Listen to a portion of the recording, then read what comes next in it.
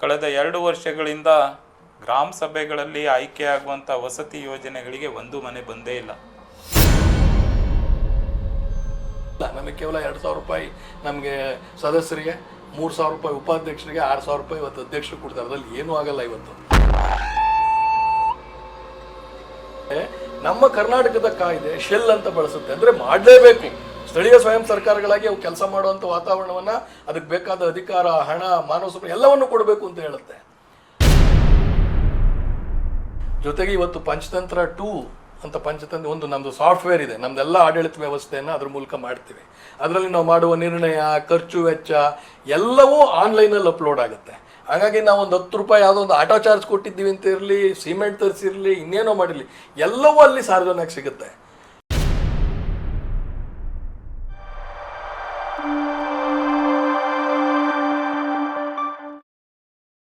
ನಮಸ್ಕಾರ, ಇದು ವಿಶ್ವಾಂಬರ ಟಿವಿ. ನಾನು ಗುರುಪ್ರಸಾದ್ ಶಾಸ್ತ್ರಿ. ವಿಶ್ವಾಂಬರ ಟಿವಿಯ ವಿಶೇಷ ಸಂವಾದ ಕಾರ್ಯಕ್ರಮಕ್ಕೆ ಆತ್ಮೀಯ ಸ್ವಾಗತ. ಇವತ್ತು ನಮ್ಮ ಜೊತೆ ಇದ್ದಾರೆ ವಿಶೇಷ ಆಹ್ವಾನಿತರಾಗಿ ಶ್ರೀ ಕಾಡುಶೆಟ್ಟಿಹಳ್ಳಿ ಸತೀಶ್ ಅವರು, ಅಧ್ಯಕ್ಷರು, ಕರ್ನಾಟಕ ರಾಜ್ಯ ಗ್ರಾಮ ಪಂಚಾಯತಿ ಸದಸ್ಯರ ಮಹಾ ಒಕ್ಕೂಟ, ಬೆಂಗಳೂರು. ಕಾರ್ಯಕ್ರಮಕ್ಕೆ ಆತ್ಮೀಯ ಸ್ವಾಗತ. ನಮಸ್ಕಾರ. ಅದೇ ರೀತಿ ಶ್ರೀ MK ಭಟ್ ಯಡಳ್ಳಿ, ಅಧ್ಯಕ್ಷರು, ಚುನಾಯಿತ ಗ್ರಾಮ ಪ್ರತಿನಿಧಿಗಳ ಒಕ್ಕೂಟ, ಉತ್ತರ ಕನ್ನಡ. ಹಾಗೆ ಶ್ರೀ ಗಣೇಶ್ ಹೆಗಡೆ, ಜಿಲ್ಲಾ ಸಮಿತಿ ಸದಸ್ಯರು, ಉತ್ತರ ಕನ್ನಡ. ಶ್ರೀ ಸದಾಶಿವ್ ಚಿಕ್ಕೋತಿ, ಪ್ರಧಾನ ಕಾರ್ಯದರ್ಶಿ, ಗ್ರಾಮ ಪಂಚಾಯತ್ ಸದಸ್ಯರ ಒಕ್ಕೂಟ, ಯಲ್ಲಾಪುರ. ಹಾಗೂ ವಿಕಾಸ್ ನಾಯ್ಕ್. ಕಾರ್ಯಕ್ರಮಕ್ಕೆ ಸರ್ವರಿಗೂ ಆತ್ಮೀಯ ಸ್ವಾಗತ. ನಮಸ್ಕಾರ. ಸತೀಶ್ ಸರ್, ಈಗ ಅಕ್ಟೋಬರ್ 4ನೇ ತಾರೀಕು ಕರ್ನಾಟಕ ಗ್ರಾಮ ಪಂಚಾಯತಿ ವ್ಯವಸ್ಥೆ ಸಂಪೂರ್ಣವಾಗಿ ಸ್ತಬ್ಧ ಆಗ್ತಾ ಇದೆ ಅಂತ ಚರ್ಚೆಗಳು ಇಡೀ ರಾಜ್ಯಾದ್ಯಂತ ಕೇಳಿ ಬರ್ತಾ ಇದೆ. ಪ್ರಧಾನವಾಗಿ ಯಾವ ಅಂಶದ ಆಧಾರದ ಮೇಲೆ ಅಂದ್ರೆ ಆ ಒಂದು ದಿನ ಪಂಚಾಯತ್ ವ್ಯವಸ್ಥೆ ಸ್ತಬ್ಧ ಆಗತ್ತೆ? ಪಂಚಾಯತ್ ರಾಜ್ ವ್ಯವಸ್ಥೆ ದೇಶದಲ್ಲಿ ಜಾರಿಗೆ ಬಂದಿದ್ದು ಗಾಂಧೀಜಿಯವರ ಕನಸಿನ ಗ್ರಾಮ ಸ್ವರಾಜ್ಯವನ್ನು ಸ್ಥಾಪನೆ ಮಾಡಬೇಕು ಅಂತ. ಅಂದರೆ ಗಾಂಧೀಜಿಯವರು ಹೇಳ್ತಾರೆ, ನಾನು ಪಂಚಾಯತ್ ರಾಜ್ ವ್ಯವಸ್ಥೆಯನ್ನು ಈ ದೇಶದಲ್ಲಿ ಅಸ್ತಿತ್ವಕ್ಕೆ ತರೋದ್ರ ಮೂಲಕ ಈ ದೇಶದ ಕಟ್ಟ ಕಡೆಯ ಮನುಷ್ಯನಿಗೆ ಅಧಿಕಾರವನ್ನು ನೀಡ್ತೇನೆ, ಅವನನ್ನು ಪ್ರಭುವನ್ನಾಗಿ ಮಾಡ್ತೇನೆ ಅಂತ. ಆ ಹಿನ್ನೆಲೆ ಒಳಗಡೆ ಈ ದೇಶದಲ್ಲಿ ಸ್ವತಂತ್ರ ಬಂದ ನಂತರದೊಳಗಡೆ ಮಾನ್ಯ ನೆಹರೂರವರು 1959ನೇ ಇಸ್ವಿ ಅಕ್ಟೋಬರ್ 2ನೇ ತಾರೀಕು ರಾಜಸ್ಥಾನದ ನಾಗೂರ್ನಲ್ಲಿ ಪ್ರಪ್ರಥಮವಾದ ಪಂಚಾಯತಿಗನ್ನು ಉದ್ಘಾಟನೆ ಮಾಡ್ತಾರೆ. ಅವರು ಮಾತಾಡ್ತಾ ಹೇಳ್ತಾರೆ, ನಾನು ಇವತ್ತು ದೇಶದ ಪ್ರಪ್ರಥಮ ಪಂಚಾಯಿತಿಯನ್ನು ಉದ್ಘಾಟನೆ ಮಾಡೋದ್ರ ಮೂಲಕ ದೇಶದ ಪ್ರಜಾಪ್ರಭುತ್ವ ವ್ಯವಸ್ಥೆಗೆ ಸುಭದ್ರವಾದ ಅಡಿಗಲ್ಲನ್ನು ಹಾಕ್ತಾ ಇದ್ದೇನೆ ಅಂತ.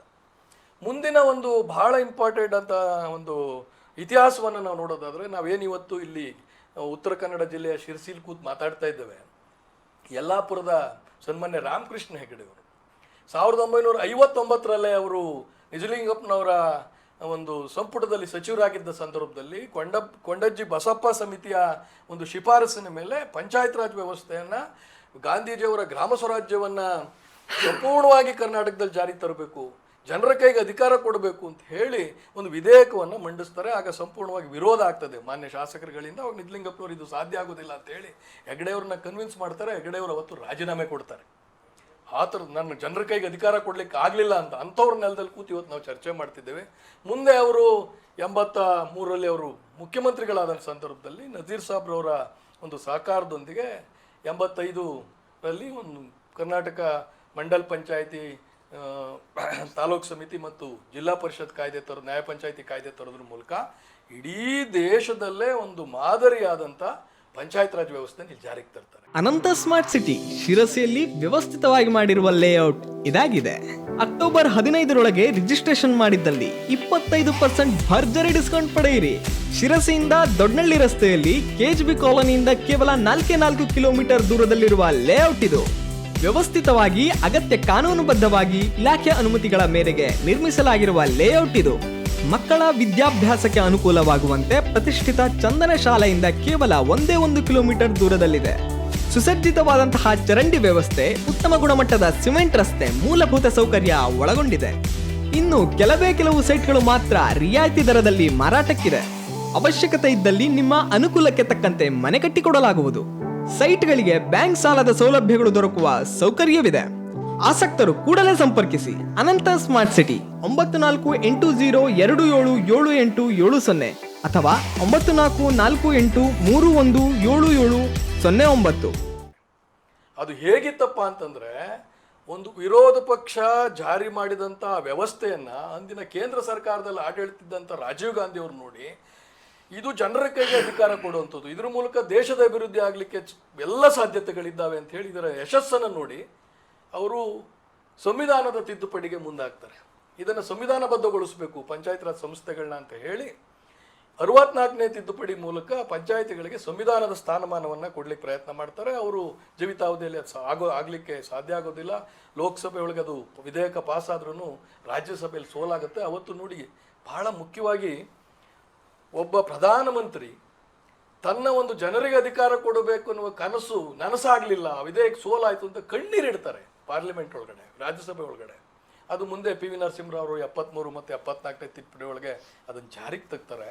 ನಂತರದಲ್ಲಿ ಕರ್ನಾಟಕದಲ್ಲಿ ಇಡೀ ದೇಶದಲ್ಲೇ ಪ್ರಪ್ರಥಮವಾಗಿ ಕರ್ನಾಟಕ ಪಂಚಾಯತ್ ರಾಜ್ ಅಧಿನಿಯಮ 1993 93ರಲ್ಲಿ ವೀರಪ್ಪ ಮೊಯ್ಲಿಯವರು ಮತ್ತು ಗೋರ್ಪಡೆ ಸಾಹೇಬರು ಅವತ್ತು ಜಾರಿಗೆ ತರ್ತಾರೆ. ಹೀಗೆ ಸುದೀರ್ಘವಾಗಿ ಬೆಳ್ಕೊಂಡು ಬಂದಂಥ ಪಂಚಾಯತ್ ರಾಜ್ ವ್ಯವಸ್ಥೆಗೆ ಬಹಳ ದೊಡ್ಡ ಒಂದು ತಿರುವನ್ನು ಕೊಟ್ಟಿದ್ದು 2016ರಲ್ಲಿ ಈಗೇನು ಸಿದ್ದರಾಮಯ್ಯನವ್ರ ಸರ್ಕಾರ ಇದೆ, ಅವತ್ತು ಅವ್ರ ನೇತೃತ್ವದ ಸರ್ಕಾರ ಇತ್ತು, ಕಾಂಗ್ರೆಸ್ ಸರ್ಕಾರ. KR ರಮೇಶ್ ಕುಮಾರ್ ಅವರ ಅಧ್ಯಕ್ಷತೆ ಒಳಗಡೆ ಎಲ್ಲ ಪಂಚಾಯತ್ ಸಿ ನಾರಾಯಣ ಸ್ವಾಮಿ ಅವರು, DR ಪಾಟೀಲ್ ಇವ್ರನ್ನೆಲ್ಲ ಸೇರಿ, ಗೋರ್ಪಡೆಯವರು ಇವ್ರನ್ನೆಲ್ಲ ಸೇರಿಸಿ ಒಂದು ಉನ್ನತ ತಜ್ಞರ ಸಮಿತಿಯನ್ನು ರಚನೆ ಮಾಡಿ ಇಡೀ ಕರ್ನಾಟಕದ ಪಂಚಾಯತ್ ರಾಜ್ ವ್ಯವಸ್ಥೆಯನ್ನು ಆಮೂಲಾಗ್ರವಾಗಿ ಅಧ್ಯಯನ ಮಾಡಿ ಅದಕ್ಕೆ ದೊಡ್ಡ 82 ತಿದ್ದುಪಡಿಗಳನ್ನು ತರೋದ್ರ ಮೂಲಕ ಆ ಕಾಯ್ದೆಯನ್ನು ಕರ್ನಾಟಕ ಗ್ರಾಮ ಸ್ವರಾಜ್ ಮತ್ತು ಪಂಚಾಯತ್ ರಾಜ್ ಕಾಯ್ದೆ ಅಂತ ಮಾಡ್ತಾರೆ. ದೇಶದ ಯಾವ್ದು ಪಂಚಾಯತ್ ರಾಜ್ ಕಾಯ್ದೆಗೂ ಗ್ರಾಮ ಸ್ವರಾಜ್ ಅನ್ನೋ ಪದ ಇಲ್ಲ, ನಮ್ಮಲ್ಲಿ ಮಾತ್ರ ಇದೆ. ಅಂದರೆ ಗಾಂಧೀಜಿಯ ಕನಸಿನ ಗ್ರಾಮ ಸ್ವರಾಜ್ಯವನ್ನು ಜಾರಿಗೆ ತರ್ತೀವಿ ಅಂತ. ಅದರಲ್ಲಿ ಮಾನ್ಯ H.K. ಪಾಟೀಲ್ರವರು ಕೊಡುಗೆ ಭಾಳ ದೊಡ್ಡದು, ಅವತ್ತಿನ ಗ್ರಾಮೀಣಾಭಿವೃದ್ಧಿ ಮತ್ತು ಪಂಚಾಯತ್ ರಾಜ್ ಸಚಿವರು. ಅವರು ಸಂವಿಧಾನದಲ್ಲಿರೋ ಹಾಗೆ ನಮ್ಮ ಪಂಚಾಯತ್ ರಾಜ್ ಕಾಯ್ದೆಗೆ ಪೀಠಿಗೆ ಸೇರಿಸಿದ್ದಾರೆ. ಇದ್ರ ಉದ್ದೇಶ ಏನು ಅಂತ, ಈ ಕಾಯ್ದೆ ಮೂಲಕ ನಾವು ಗಾಂಧೀಜಿಯ ಗ್ರಾಮ ಸ್ವರಾಜ್ಯವನ್ನು, ಅಂದರೆ ಜನರ ಕೈಗೆ ಅಧಿಕಾರ ಕೊಡೋದು, ಈ ದೇಶದ ಪ್ರತಿಯೊಬ್ಬ ಪ್ರಜೆ ತನ್ನನ್ನು ತಾನು ಆಳಿಕೊಳ್ಳುವಲ್ಲಿ ಭಾಗವಹಿಸುವಂಥ ವ್ಯವಸ್ಥೆ ಮಾಡಬೇಕು ಅಂತ ಹೇಳಿ ಆ ಕಾಯ್ದೆಯನ್ನು ತಂದಿದ್ದಾರೆ. ನಮ್ಮ ಸಂವಿಧಾನ ಮತ್ತು ನಮ್ಮ ಕಾಯ್ದೆ ಏನು ಹೇಳುತ್ತೆ ಅಂತ ಹೇಳಿಬಿಟ್ಟು ಏನಕ್ಕೆ ಸ್ತಬ್ಧ ಆಗಿದೆ ಅನ್ನೋದನ್ನು ನಾನು ಕ್ಲಾರಿಫೈ ಮಾಡ್ತೀನಿ. ಸಂವಿಧಾನದ 243G ಏನು ಸಂವಿಧಾನದ 73ನೇ ತಿದ್ದುಪಡಿ ಆದಮೇಲೆ ಸಂವಿಧಾನಬದ್ಧ ಸಂಸ್ಥೆಗಳದು, ಕಾನ್ಸ್ಟಿಟ್ಯೂಷನಲ್ ಬಾಡೀಸ್ ಅದು, PRIs, ಅದು ಬಹಳ ಕ್ಲಿಯರ್ ಆಗಿ ಹೇಳುತ್ತೆ, ರಾಜ್ಯ ಸರ್ಕಾರಗಳು ಪಂಚಾಯತ್ ರಾಜ್ ಸಂಸ್ಥೆಗಳನ್ನು ಸ್ಥಾಪನೆ ಮಾಡಬೇಕು, ಅವುಗಳಿಗೆ ಬೇಕಾದಂಥ ಎಲ್ಲ ಅಧಿಕಾರ, ಅದಕ್ಕೆ ಬೇಕಾದಂಥ ಹಣ, ಮಾನವ ಸಂಪನ್ಮೂಲವನ್ನು ಅವ್ರು ವರ್ಗಾವಣೆ ಮಾಡಬೇಕು. ಅವು ಸ್ಥಳೀಯ ಸ್ವಯಂ ಸರ್ಕಾರಗಳನ್ನಾಗಿ ಕಾರ್ಯನಿರ್ವಹಿಸುವಂಥ ಎಲ್ಲ ಶಕ್ತಿಯನ್ನು ಅವು ತುಂಬಬೇಕು. ಅವುಗಳ ಪ್ರಮುಖ ಜವಾಬ್ದಾರಿ ಏನಂದರೆ ತನ್ನ ವ್ಯಾಪ್ತಿಯ ಜನರ ಆರ್ಥಿಕ ಅಭಿವೃದ್ಧಿ ಮತ್ತು ಸಾಮಾಜಿಕ ನ್ಯಾಯಕ್ಕಾಗಿ ಯೋಜನೆಗಳನ್ನು ರೂಪಿಸೋದು. ಹೇಗೆ ಯೋಜನೆ ರೂಪಿಸೋದು? ಜನರ ಕೂತು ಗ್ರಾಮ ಸಭೆಗಳ ಮೂಲಕ, ವಾರ್ಡ್ ಸಭೆಗಳ ಮೂಲಕ ಜನರ ಜೊತೆ ಕೂತು ಜನರ ಸ್ಥಳೀಯ ಬೇಡಿಕೆಗಳಿಗೆ ಅನುಗುಣವಾಗಿ ಯೋಜನೆಗಳನ್ನು ರೂಪಿಸಿ ಅದನ್ನು ಅನುಷ್ಠಾನ ಮಾಡೋದು, ಮೇಲುಸ್ತುವಾರಿ ಮಾಡೋದು, ಮೌಲ್ಯಮಾಪನ ಮಾಡೋದು ಗ್ರಾಮ ಪಂಚಾಯತಿಗಳ ಜವಾಬ್ದಾರಿ ಅಂತ ಹೇಳ್ತಾರೆ. ಅದರ ಅಡಿಯಲ್ಲಿ ಬಂದಂಥ ಕರ್ನಾಟಕದ ಗ್ರಾಮ ಸ್ವರಾಜ್ ಮತ್ತು ಪಂಚಾಯತ್ ರಾಜ್ ಕಾಯ್ದೆಯ 58(4) ಬಹಳ ಸ್ಪಷ್ಟವಾಗಿ ಹೇಳುತ್ತೆ. ಅದನ್ನು ರಿಯಟರೇಟ್ ಮಾಡ್ತಾ ನಿಮಗೆ ಸಂವಿಧಾನದಲ್ಲಿ ಅಂತ ಹೇಳುತ್ತೆ, ಅಂದರೆ ಇವನು ಮಾಡ್ಬೋದು ಅಂತ, ಎಲ್ಲವನ್ನು ಮಾಡಲೇಬೇಕು ಅಂತ ಹೇಳಲ್ಲ. ಆದರೆ ನಮ್ಮ ಕರ್ನಾಟಕದ ಕಾಯ್ದೆ ಶೆಲ್ ಅಂತ ಬಳಸುತ್ತೆ, ಅಂದರೆ ಮಾಡಲೇಬೇಕು. ಸ್ಥಳೀಯ ಸ್ವಯಂ ಸರ್ಕಾರಗಳಾಗಿ ಅವು ಕೆಲಸ ಮಾಡುವಂಥ ವಾತಾವರಣವನ್ನು, ಅದಕ್ಕೆ ಬೇಕಾದ ಅಧಿಕಾರ, ಹಣ, ಮಾನವ ಸಂಪನ್ಮೂಲ ಎಲ್ಲವನ್ನು ಕೊಡಬೇಕು ಅಂತ ಹೇಳುತ್ತೆ. ಆದರೆ ಅಂಥ ಒಂದು ಕ್ರಾಂತಿಕಾರವಾದ ಕಾಯ್ದೆಯನ್ನು ರೂಪಿಸಿದಂಥ ಸರ್ಕಾರ ಇವತ್ತು ಅದು ಅನುಷ್ಠಾನ ಮಾಡೋದ್ರಲ್ಲಿ ಸಂಪೂರ್ಣ ವಿಫಲ ಆಗಿದೆ. ಇವತ್ತಿನ ಕರ್ನಾಟಕದ ಪಂಚಾಯತ್ ರಾಜ್ ವ್ಯವಸ್ಥೆ ಏನು ಈ ಗ್ರಾಮ ಸ್ವರಾಜ್ಯದ ಆಶಯಗಳಿದೆ, ಜನರ ಕೈಗೆ ಅಧಿಕಾರ ಕೊಡಬೇಕು ಅಂತ, ಅದರ ವಿರುದ್ಧವಾಗಿದೆ. ಗ್ರಾಮ ಸ್ವರಾಜ್ಯದ ಬೇರು ಬುಡುಮೇಲಾಗ್ಬಿಟ್ಟಿದೆ ಇವತ್ತು. ಅದರ ವಿರುದ್ಧವಾಗಿ ಹೋರಾಟವನ್ನು ಮಾಡ್ತಿದ್ದೇವೆ.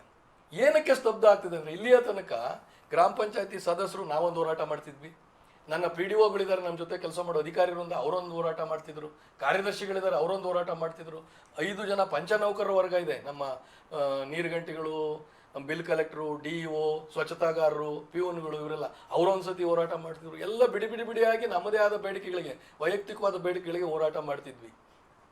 ಈಗ ನಾವು ಕರ್ನಾಟಕದ ಇತಿಹಾಸದಲ್ಲಿ, ಯಾವುದೇ ಇಲಾಖೆಯ ಇತಿಹಾಸದಲ್ಲಿ ಪ್ರಪ್ರಥಮ ಬಾರಿಗೆ ಜನಪ್ರತಿನಿಧಿಗಳು ಮತ್ತು ಅಧಿಕಾರಿಗಳು ಮತ್ತು ನೌಕರ ವರ್ಗ, EO ತನಕ, ಪ್ರಾಂಕಿತ ಅಧಿಕಾರಿಗಳಂತ ಏನು ಹೇಳ್ತೀರಿ, ಗೆಜೆಟೆಡ್ ಆಫೀಸರ್ಸ್, ಅಲ್ಲಿಯ ತನಕ ಎಲ್ಲರೂ ಒಂದು ಕುಟುಂಬವಾಗಿ, ಪಂಚಾಯತ್ ರಾಜ್ ಕುಟುಂಬವಾಗಿ ಒಂದು ವೇದಿಕೆಗೆ ಬಂದು ನಮ್ಮೆಲ್ಲ ಬೇಡಿಕೆಗಳನ್ನು ಒಂದು ಕುಟುಂಬದ, ಪಂಚಾಯತ್ ರಾಜ್ ಕುಟುಂಬದ ಬೇಡಿಕೆಯನ್ನಾಗಿ ರೂಪಿಸಿ ಅದನ್ನು ಸರ್ಕಾರದ ಮುಂದಿಟ್ಟು ಕರ್ನಾಟಕದ ಗ್ರಾಮ ಪಂಚಾಯತ್ ವ್ಯವಸ್ಥೆ ಏನಿದೆ, ಪಂಚಾಯತ್ ರಾಜ್ ವ್ಯವಸ್ಥೆ ಏನಿದೆ, ಅದು ಗಾಂಧಿ ಕನಸಿನ, ರಾಜೀವ್ ಗಾಂಧಿ ಕನಸಿನ ನಿಜವಾದ ಗ್ರಾಮ ಸ್ವರಾಜ್ಯದ ಅನುಷ್ಠಾನ ಮಾಡಲಿಕ್ಕೆ ಬೇಕಾದಂಥ ಎಲ್ಲ ವಾತಾವರಣವನ್ನು ಈ ಸರ್ಕಾರ ರೂಪಿಸಬೇಕು ಅಂತ ಹೇಳಿ ನಾವು ಅವತ್ತು ಎಲ್ಲರೂ ಇಡೀ ಪಂಚಾಯತಿಯ ಎಲೆಕ್ಟೆಡ್ ಮೆಂಬರ್ಸ್ ಆ್ಯಂಡ್ ಸಿಬ್ಬಂದಿ ವರ್ಗ, ಅಧಿಕಾರಿ ವರ್ಗ ಎಲ್ಲರೂ ಬೆಂಗಳೂರಿನ ಫ್ರೀಡಮ್ ಪಾರ್ಕಲ್ಲಿ ಹೋರಾಟ ಮಾಡೋ ಕಾರಣಕ್ಕೆ ರಾಜ್ಯದ ಎಲ್ಲ ಪಂಚಾಯತಿಗಳು ಅವತ್ತು ತಮ್ಮ ಕೆಲಸವನ್ನು ನಿಲ್ಲಿಸ್ತವೆ, ಸ್ತಬ್ಧ ಆಗ್ತದೆ ಪಂಚಾಯತ್ ರಾಜ್ ವ್ಯವಸ್ಥೆ. ಅನಂತ ಸ್ಮಾರ್ಟ್ ಸಿಟಿ ಶಿರಸಿಯಲ್ಲಿ ವ್ಯವಸ್ಥಿತವಾಗಿ ಮಾಡಿರುವ ಲೇಔಟ್ ಇದಾಗಿದೆ. ಅಕ್ಟೋಬರ್ 15ರೊಳಗೆ ರಿಜಿಸ್ಟ್ರೇಷನ್ ಮಾಡಿದ್ದಲ್ಲಿ 25% ಭರ್ಜರಿ ಡಿಸ್ಕೌಂಟ್ ಪಡೆಯಿರಿ. ಶಿರಸಿಯಿಂದ ದೊಡ್ಡನಳ್ಳಿ ರಸ್ತೆಯಲ್ಲಿ ಕೆಜಿಬಿ ಕಾಲೋನಿಯಿಂದ ಕೇವಲ 4 ಕಿಲೋಮೀಟರ್ ದೂರದಲ್ಲಿರುವ ಲೇಔಟ್ ಇದು. ವ್ಯವಸ್ಥಿತವಾಗಿ ಅಗತ್ಯ ಕಾನೂನುಬದ್ಧವಾಗಿ ಇಲಾಖೆ ಅನುಮತಿಗಳ ಮೇರೆಗೆ ನಿರ್ಮಿಸಲಾಗಿರುವ ಲೇಔಟ್ ಇದು. ಮಕ್ಕಳ ವಿದ್ಯಾಭ್ಯಾಸಕ್ಕೆ ಅನುಕೂಲವಾಗುವಂತೆ ಪ್ರತಿಷ್ಠಿತ ಚಂದನ ಶಾಲೆಯಿಂದ ಕೇವಲ 1 ಕಿಲೋಮೀಟರ್ ದೂರದಲ್ಲಿದೆ. ಸುಸಜ್ಜಿತವಾದಂತಹ ಚರಂಡಿ ವ್ಯವಸ್ಥೆ, ಉತ್ತಮ ಗುಣಮಟ್ಟದ ಸಿಮೆಂಟ್ ರಸ್ತೆ, ಮೂಲಭೂತ ಸೌಕರ್ಯ ಒಳಗೊಂಡಿದೆ. ಇನ್ನು ಕೆಲವು ಸೈಟ್ಗಳು ಮಾತ್ರ ರಿಯಾಯಿತಿ ದರದಲ್ಲಿ ಮಾರಾಟಕ್ಕಿದೆ. ಅವಶ್ಯಕತೆ ಇದ್ದಲ್ಲಿ ನಿಮ್ಮ ಅನುಕೂಲಕ್ಕೆ ತಕ್ಕಂತೆ ಮನೆ ಕಟ್ಟಿಕೊಡಲಾಗುವುದು. ಸೈಟ್ಗಳಿಗೆ ಬ್ಯಾಂಕ್ ಸಾಲದ ಸೌಲಭ್ಯಗಳು ದೊರಕುವ ಸೌಕರ್ಯವಿದೆ. ಆಸಕ್ತರು ಕೂಡಲೇ ಸಂಪರ್ಕಿಸಿ. ಅನಂತ ಸ್ಮಾರ್ಟ್ ಸಿಟಿ 9448277870 ಅಥವಾ 9448317709. ಅವತ್ತಿನ ನಿಮ್ಮ ಹೋರಾಟಕ್ಕೆ ಸರ್ಕಾರದ ಸ್ಪಂದನೆ ನೀಡಿಲ್ಲ ಅಂದ್ರೆ, ಒಂದು ವ್ಯವಸ್ಥೆಯಲ್ಲಿ ಸರ್ಕಾರದ ಸ್ಪಂದನೆ ನೀಡಿಲ್ಲ ಆದರೆ ಮುಂದಿನ ರೂಪುರೇಷೆಗಳು ಹೇಗಿರ್ತವೆ? ನೋಡಿ, ನಾವು ಅಲ್ಲೇ ನಮ್ಮ ವೈಯಕ್ತಿಕವಾಗಿ ನಮ್ಮೆಲ್ಲ ಸಂಘಟನೆಗಳು ಅನೇಕ ಬಾರಿ ನಮ್ಮ ಬೇಡಿಕೆಗಳನ್ನು ಸರ್ಕಾರದ ಮುಂದೆ ಇಟ್ಟಿದ್ದೇವೆ. ಉದಾಹರಣೆಗೆ ನಮ್ಮ ಗ್ರಾಮ ಪಂಚಾಯತಿ ಸದಸ್ಯರ ಮಹಾ ಒಕ್ಕೂಟ ಕಳೆದ 2 ವರ್ಷಗಳಲ್ಲಿ 2 ಬಾರಿ ನಾವು ಫ್ರೀಡಮ್ ಪಾರ್ಕಲ್ಲಿ ಹೋರಾಟ ಮಾಡಿದ್ದೇವೆ. 15,000 ಜನ ರಾಜ್ಯಾದ್ಯಂತ ಬಂದಂಥ ಎಲ್ಲ ನನ್ನ ಪಂಚಾಯತ್ ರಾಜ್ಯನ ಜನಪ್ರತಿನಿಧಿಗಳು, ಬಂಧುಗಳು ಸೇರಿ ಮೊದಲನೇ ಬಾರಿ ಹೋರಾಟ ಮಾಡಿದಾಗ BJP ಸರ್ಕಾರ ಇತ್ತು. ಅಂಥ ಸಂದರ್ಭದಲ್ಲಿ ಒಂದು ಬೇಡಿಕೆ, ನಾವು 29 ಬೇಡಿಕೆಗಳನ್ನು ಅವ್ರ ಮುಂದೆ ಇಟ್ಟಿದ್ವಿ. ಅದರಲ್ಲಿ ಪ್ರಮುಖವಾದ 2 ಆರ್ಥಿಕ ಬೇಡಿಕೆಗಳನ್ನು ಅವರು ಸ್ವಲ್ಪ ಮಟ್ಟಿಗೆ ನಮಗೆ ಸಮಾಧಾನ ಆಗದಿದ್ರು ಒಂದು ಬೇಡಿಕೆ ಈಡೇರಿಸುವ ಮಟ್ಟಿಗೆ ಅವತ್ತೊಂದು ಪ್ರಯತ್ನ ಮಾಡಿ ನಮ್ಮ ಗೌರವಧನವನ್ನು ದ್ವಿಗುಣಗೊಳಿಸಿದ್ರು. ಮತ್ತು ನಮ್ಮ ಸಿಟ್ಟಿಂಗ್ ಚಾರ್ಜ್ ಅಂತ ₹100 ಕೊಡ್ತಿದ್ರು, ಒಂದು ₹300 ಏರಿಸೋ ಕೆಲಸ ಆಯ್ತು ಬಿಟ್ಟರೆ ಬೇರೆ ಇನ್ಯಾವ ಬೇಡಿಕೆಗಳು ಈಡೇರಲಿಲ್ಲ. ಉದಾಹರಣೆ ನಮ್ಮ ಬೇಡಿಕೆಗಳೇನು ಅಂತ ನೀವು ನೆಕ್ಸ್ಟ್ ಪ್ರಶ್ನೆ ಕೇಳ್ಬೋದು, ಏನು ಈಡೇರಲಿಲ್ಲ. ನಾವು ಅವ್ರನ್ನೇನು ಕೇಳಿ ಜವಾಬ್ದಾರಿ ನಕ್ಷೆ ರಚನೆ ಮಾಡಿ ಅಂತ ಹೇಳಿದ್ರೆ, ಅಂದರೆ ಸಂವಿಧಾನದ ಶೆಡ್ಯೂಲ್ 11ನಲ್ಲಿ ನಮಗೆ ಗ್ರಾಮ ಪಂಚಾಯತ್ಗಳಂತ ಪಂಚಾಯತ್ ರಾಜ್ ಸಂಸ್ಥೆಗಳಿಗೆ ಏನೆಲ್ಲ ಜವಾಬ್ದಾರಿಗಳನ್ನು ನಿರ್ವಹಣೆ ಮಾಡಬೇಕು ಅಂತ ಸ್ಪಷ್ಟವಾಗಿದೆ. ಹೇಗೆ ನೀವು ಶೆಡ್ಯೂಲ್ 7ನಲ್ಲಿ ರಾಜ್ಯ ಸರ್ಕಾರಗಳ ಜವಾಬ್ದಾರಿ ಏನು, ಕೇಂದ್ರ ಸರ್ಕಾರಗಳ ಜವಾಬ್ದಾರಿ ಏನು ಅಂತ ಏನು ಹೇಳುತ್ತೆ, ಹಾಗೆ 11th ಶೆಡ್ಯೂಲ್ನಲ್ಲಿ ಸ್ಥಳೀಯ ಸರ್ಕಾರಗಳ ಜವಾಬ್ದಾರಿ ಏನು ಅನ್ನೋದನ್ನು 11 ಮತ್ತು 12ರಲ್ಲಿ ಹೇಳುತ್ತೆ. ಆ ಜವಾಬ್ದಾರಿಗಳಲ್ಲಿ ನಮ್ಮದೇನೇನು ಜವಾಬ್ದಾರಿ ಅಂತ ಹೇಳಿ ಹಂಚಿಕೆ ಮಾಡಬೇಕು. ಸ್ಪಷ್ಟವಾಗಿ ಎಲ್ಲ ಇಲಾಖೆಗಳ ಚಟುವಟಿಕೆಗಳು ಯಾವ್ಯಾವುದನ್ನು ಗ್ರಾಮ ಪಂಚಾಯತಿಗಳು ನೋಡ್ಕೋಬೇಕು. ಶಿಕ್ಷಣ ಇಲಾಖೆಯಲ್ಲಿ ನನ್ನ ಜವಾಬ್ದಾರಿ ಏನು, ತೋಟಗಾರಿಕೆ ಇಲಾಖೆಯಲ್ಲಿ ನನ್ನ ಜವಾಬ್ದಾರಿ ಏನು, ಕೃಷಿ ಇಲಾಖೆಯಲ್ಲಿ ನನ್ನ ಜವಾಬ್ದಾರಿ ಏನು ಅನ್ನೋದನ್ನು ಸ್ಪಷ್ಟಪಡಿಸ್ಬೇಕು. ಅದು ಸ್ಪಷ್ಟಪಡಿಸ್ದಲೇ ಹೋದರೆ ನಾವೊಂದು ಸ್ಥಳೀಯ ಸರ್ಕಾರವಾಗಿ ಎಲ್ಲ ಇಲಾಖೆಗಳ ಜೊತೆ ಸೇರಿ ಸ್ಥಳೀಯವಾಗಿ ಯೋಜನೆಗಳನ್ನು ರೂಪಿಸಿ ಜನರಿಗೆ ಬೇಕಾದಂಥ ಅಭಿವೃದ್ಧಿ ಕಾರ್ಯಗಳನ್ನು ಮಾಡಲಿಕ್ಕೆ ಸಾಧ್ಯ ಆಗೋದು. ಇಲ್ಲಿವರೆಗೂ 2016ರಲ್ಲಿ ವಾಪಸ್ ತೊಗೊಂಬಿಟ್ರು. ಇಲ್ಲಿನ ತನಕ ಅನೇಕ ಸಾರಿ ಒತ್ತಾಯ ಮಾಡಿದ್ವಿ. ಇಲ್ಲಿನ ತನಕ ಅದನ್ನು ಜವಾಬ್ದಾರಿ ರಚನೆ ರೂಪಿಸೋದ್ರಲ್ಲಿ ನಮ್ಮ ಸರ್ಕಾರ ವಿಫಲ ಆಗಿದೆ. ಆಮೇಲೆ ನಮಗೆ ಸ್ಥಾಯಿ ಸಮಿತಿಗಳ ಸಭೆ ಮಾಡಲಿಕ್ಕೆ ಬೇಕಾದಂಥ ನಿಯಮಗಳಿಲ್ಲ. ಆಮೇಲೆ ನಮಗೆ ಶಿಷ್ಟಾಚಾರದೊಳಗೆ ನಾವು ಎಲೆಕ್ಟೆಡ್ ಮೆಂಬರ್ಸ್ ಇದ್ದೀವಿ. ನಾವೀಗ constitutionally elected member 73rd amendment ಆದಮೇಲೆ ನಮಗೆ ಇವತ್ತು ಶಿಷ್ಟಾಚಾರ, ಸ್ಟೇಟ್ ಪ್ರೋಟೋಕಾಲು ಕೇವಲ MLA MLCಗಳಿಗೆ ನಿಂತು ಹೋಗ್ತದೆ. ನಮ್ಮನ್ನು ಅದ್ರ ವ್ಯಾಪ್ತಿಯಲ್ಲಿ ತರಬೇಕು ಅಂತಕ್ಕಂಥ ಬೇಡಿಕೆ ನಮ್ಮ ಮುಂದೆ ಇದೆ. ಹೀಗೆ ಅನೇಕ ಬೇಡಿಕೆಗಳನ್ನು ನಾವು ಅವ್ರ ಮುಂದೆ ಇಟ್ಟಿದ್ದೀವಿ. ಒಂದು 28 ಬೇಡಿಕೆಗಳು. ನಮಗೆ ಬಸ್ ಪಾಸ್ ಕೊಡಬೇಕು, ನಮಗೆ ಆರೋಗ್ಯ ವಿಮೆ ಕೊಡಬೇಕು, 24/7 ನಾವು ಸ್ಥಳೀಯವಾಗಿ ಜನರ ಜೊತೆ ಕೆಲಸ ಮಾಡ್ತೀವಿ. ಹಂಗಾಗಿ ನಮ್ಮ ಗೌರವಧನ ಹೆಚ್ಚಳ ಆಗಬೇಕು. ನಾವೇನು ಇವತ್ತು ಕೆಲಸ ಮಾಡ್ತಿದ್ವಿ ಅದು ಕಾಂಪನ್ಸೇಟ್ ಮಾಡಬೇಕಾಗತ್ತೆ. ನಾವೆಲ್ಲ ಮನೆ ಕೆಲಸಗಳನ್ನು ಬಿಟ್ಟು ಬಂದು ಇಲ್ಲಿ ಜನಸೇವೆ ಮಾಡ್ತಿದ್ವಿ. ಪ್ರಪಂಚದ ಬೇರೆ ಎಲ್ಲ ದೇಶಗಳಲ್ಲಿ, ಮುಂದುವರೆದ ದೇಶಗಳಲ್ಲಿ ಜನಪ್ರತಿನಿಧಿಗಳಿಗೆ ಅವರ ಸ್ಥಳೀಯ ಕುಟುಂಬದ ಕೆಲಸ ಬಿಟ್ಟು ಇಲ್ಲಿ ಬಂದು ಸರ್ವಿಸ್ ಮಾಡೋದಕ್ಕೆ ಕಾಂಪನ್ಸೇಟ್ ಮಾಡ್ತಾರೆ. ಅದಕ್ಕೆ ಪೂರಕವಾಗಿ ಹಣಕಾಸಿನ ಬೆಂಬಲವನ್ನು ಅವ್ರು ಕೊಡ್ತಾರೆ ಬದುಕಿಗೆ ಬೇಕಾದ್ದು. ನಮ್ಮಲ್ಲಿ ಅದಿಲ್ಲ. ನಮಗೆ ಕೇವಲ ₹2,000 ನಮಗೆ ಸದಸ್ಯರಿಗೆ, ₹3,000 ಉಪಾಧ್ಯಕ್ಷರಿಗೆ, ₹6,000 ಇವತ್ತು ಅಧ್ಯಕ್ಷರು ಕೊಡ್ತಾರೆ. ಅದರಲ್ಲಿ ಏನೂ ಆಗಲ್ಲ ಇವತ್ತು. ಈ ಥರದ ಅನೇಕ ಬೇಡಿಕೆಗಳಿದೆ. 28 ಬೇಡಿಕೆಗಳಿದ್ದಾವೆ. ಅದು ಸುದೀರ್ಘವಾಗಿದೆ. ಆ ಪಟ್ಟಿಯನ್ನು ಅವ್ರ ಮುಂದೆ ಇಟ್ಟಿದ್ದೀವಿ. ಆ ಬೇಡಿಕೆಗಳನ್ನು ಅವರು ಇಲ್ಲಿನ ತನಕ ಈಡೇರಿಸಿಲ್ಲ. ಆಮೇಲೆ ಮುಂದೆ ನಮ್ಮ ಪಿ ಡಿ ಒ ಸಂಘದವ್ರದವರು ನಮ್ಮದು ಗ್ರೂಪ್ ಬಿ ಮಾಡಬೇಕು, ಅದರಲ್ಲಿ 2 ಗ್ರೂಪ್ ಮಾಡಿದರೆ ಒಂದೇ ಆಗಬೇಕು ಅಂತಕ್ಕಂಥ ಬೇಡಿಕೆ ಇದೆ. ಸೆಕ್ರೆಟರಿಗಳಿಗೆ ನಮಗೆ ಪ್ರಮೋಷನ್ಸ್ ಆಗಬೇಕು ಅನ್ನೋದು, ಕಾರ್ಯದರ್ಶಿಗಳಿಗೆ ಇವ್ರಿಗೆ ಈಗ ಸ್ಟೇಟ್ ಕ್ಯಾಡರ್ಗೆ ಪಿ ಡಿ ಒಗಳನ್ನ ತಗೊಂಡಿರೋದ್ರಿಂದ ಸೆಕ್ರೆಟರಿಗಳಿಗೆ ಅವರು ಡಿಸ್ಟಿಕ್ ಲೆವೆಲ್ ರಿಕ್ರೂಟ್ಮೆಂಟ್ ಇರೋದ್ರಿಂದ ಅವರಿಗೆ ಒಂದು ಪದೋನ್ನತಿ ಮಾಡೋದ್ರಲ್ಲಿ ಸಮಸ್ಯೆಗಳಿದ್ದಾವೆ. ಆ ಸಮಸ್ಯೆಯನ್ನು ಪರಿಹಾರ ಮಾಡಬೇಕು ಅನ್ನೋ ಬೇಡಿಕೆ ಇದೆ. ಡಿ ಒಗಳು ಮತ್ತು ನಮ್ಮ ಪಂಚನೌಕರರು ಏನಿದ್ದಾರೆ ಡಾಟಾ ಎಂಟ್ರಿ ಅವರಿಗೆ ಸೇವಾ ಭದ್ರತೆಯನ್ನು ಕೊಡಬೇಕು, PF ಕೊಡಬೇಕು, ನಮಗೆ ಪ್ರಮೋಷನ್ಸಿಗೆ ಬೇಕಾದಂಥ ಸೂಕ್ತವಾದ ನಿರ್ಣಯಗಳನ್ನು ಮಾಡಬೇಕು. ಹೀಗೆ ಎಲ್ಲ ಹಂತದ ನೌಕರರು ಮತ್ತು ಅಧಿಕಾರಿ ವರ್ಗ ತಮ್ಮದೇ ಆದ ಬೇಡಿಕೆಗಳನ್ನು ಸರ್ಕಾರದ ಮುಂದೆ ತುಂಬ ಸತಿ ಇಟ್ಟಿದೆ. ಆದರೆ ಅದನ್ನೊಂದು ಕಿವುಡುತನವನ್ನು ತೋರಿಸುವಂಥದ್ದು, ನೋಡಿದ್ರು ನೋಡ್ದಂಗೆ ಇರುವಂಥ ಸರ್ಕಾರಗಳು ನೆಗ್ಲೆಕ್ಟ್ ಮಾಡ್ತಾ ಬಂದಿದ್ದಾವೆ. ಆ ಕಾರಣಕ್ಕೆ ಇಲ್ಲ, ಒಗ್ಗಟ್ಟಾಗಿ ನಾವು ಇಡೀ ಕುಟುಂಬ ಒಟ್ಟಿಗೆ ಹೋರಾಟ ಮಾಡಿ ಈ ವ್ಯವಸ್ಥೆ ನಮ್ಮ ಬೇಡಿಕೆಗಳನ್ನು ಈಡೇರಿಸ್ಕೊಳ್ಬೇಕು ಅನ್ನೋ ಕಾರಣಕ್ಕೆ ಹೊರಟಿದ್ದೇವೆ. ಅದು ನೀವು ಕೇಳಿದ್ರಿ ಏನು ಮಾಡ್ತೀರಿ ಈಡೇರಿಸ್ತಿದ್ರೆ ಅಂತ, ನಾವು ಒಂದು ನಿರ್ಣಾಯಕ ಹೋರಾಟವನ್ನು ಮಾಡಬೇಕು ಅಂತ ತೀರ್ಮಾನ ಮಾಡಿ. MK ಭಟ್ ಅವರೇ, ಒಬ್ಬ ಗ್ರಾಮ ಪಂಚಾಯತ್ ಸದಸ್ಯರಾಗಿ ಈ ಒಂದು ವ್ಯವಸ್ಥೆ ಬಗ್ಗೆ ನಿಮ್ಮ ಅಭಿಪ್ರಾಯ ಏನು? ಈ ಗ್ರಾಮ ಪಂಚಾಯತ್ ವ್ಯವಸ್ಥೆಯಲ್ಲಿ ಪ್ರಾರಂಭದಲ್ಲಿ ಕೆಳ ಹಂತದಲ್ಲಿ ಸಿಗ್ತಕ್ಕಂಥ ನಾಯಕರ ಪಟ್ಟಿಯಲ್ಲಿ ನಾವು ಬರ್ತೇವೆ.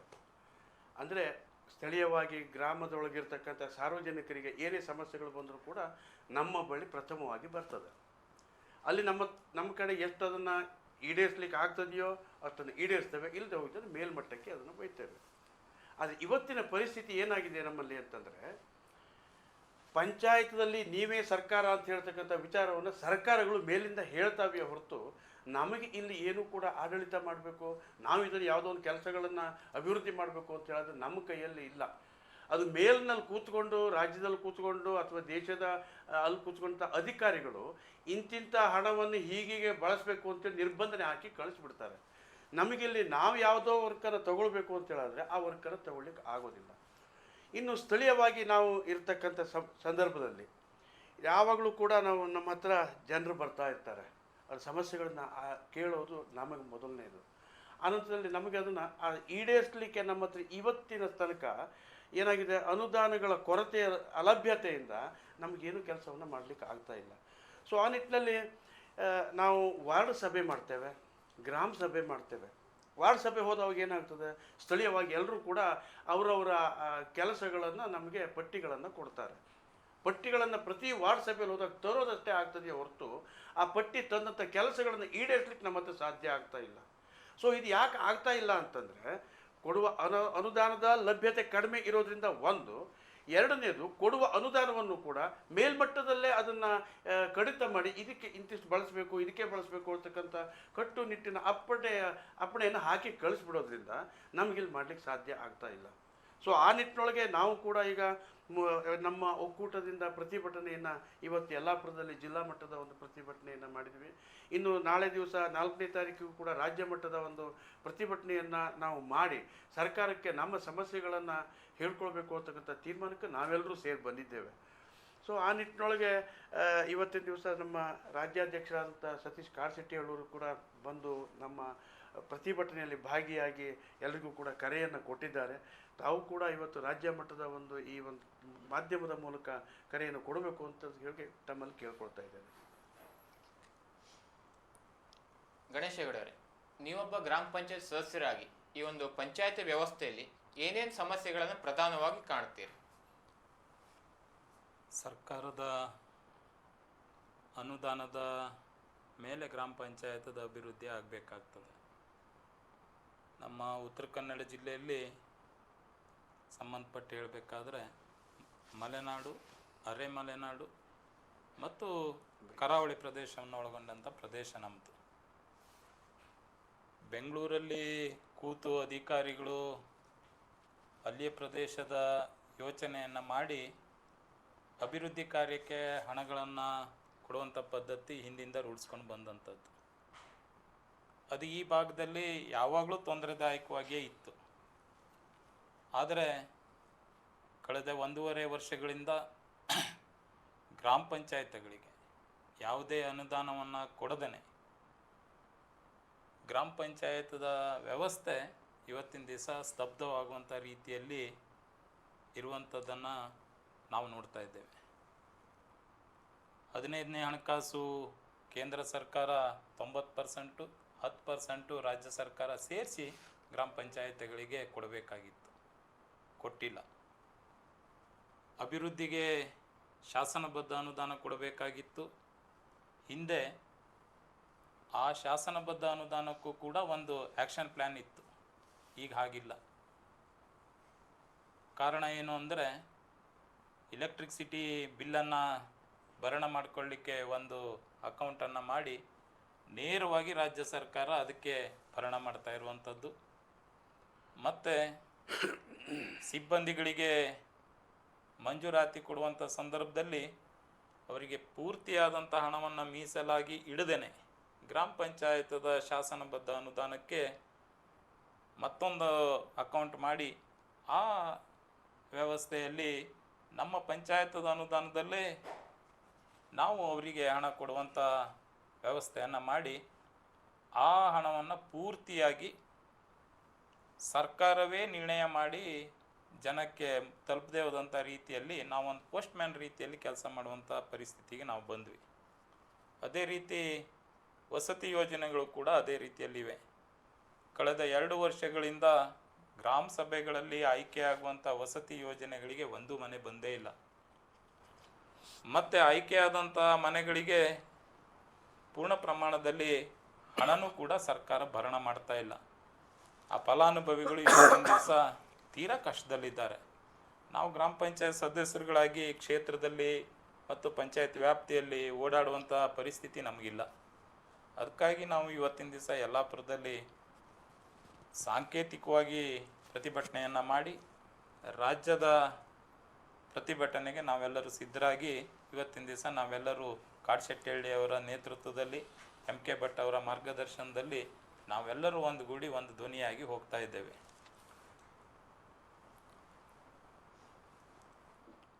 ಅನಂತ ಸ್ಮಾರ್ಟ್ ಸಿಟಿ ಶಿರಸಿಯಲ್ಲಿ ವ್ಯವಸ್ಥಿತವಾಗಿ ಮಾಡಿರುವ ಲೇಔಟ್ ಇದಾಗಿದೆ.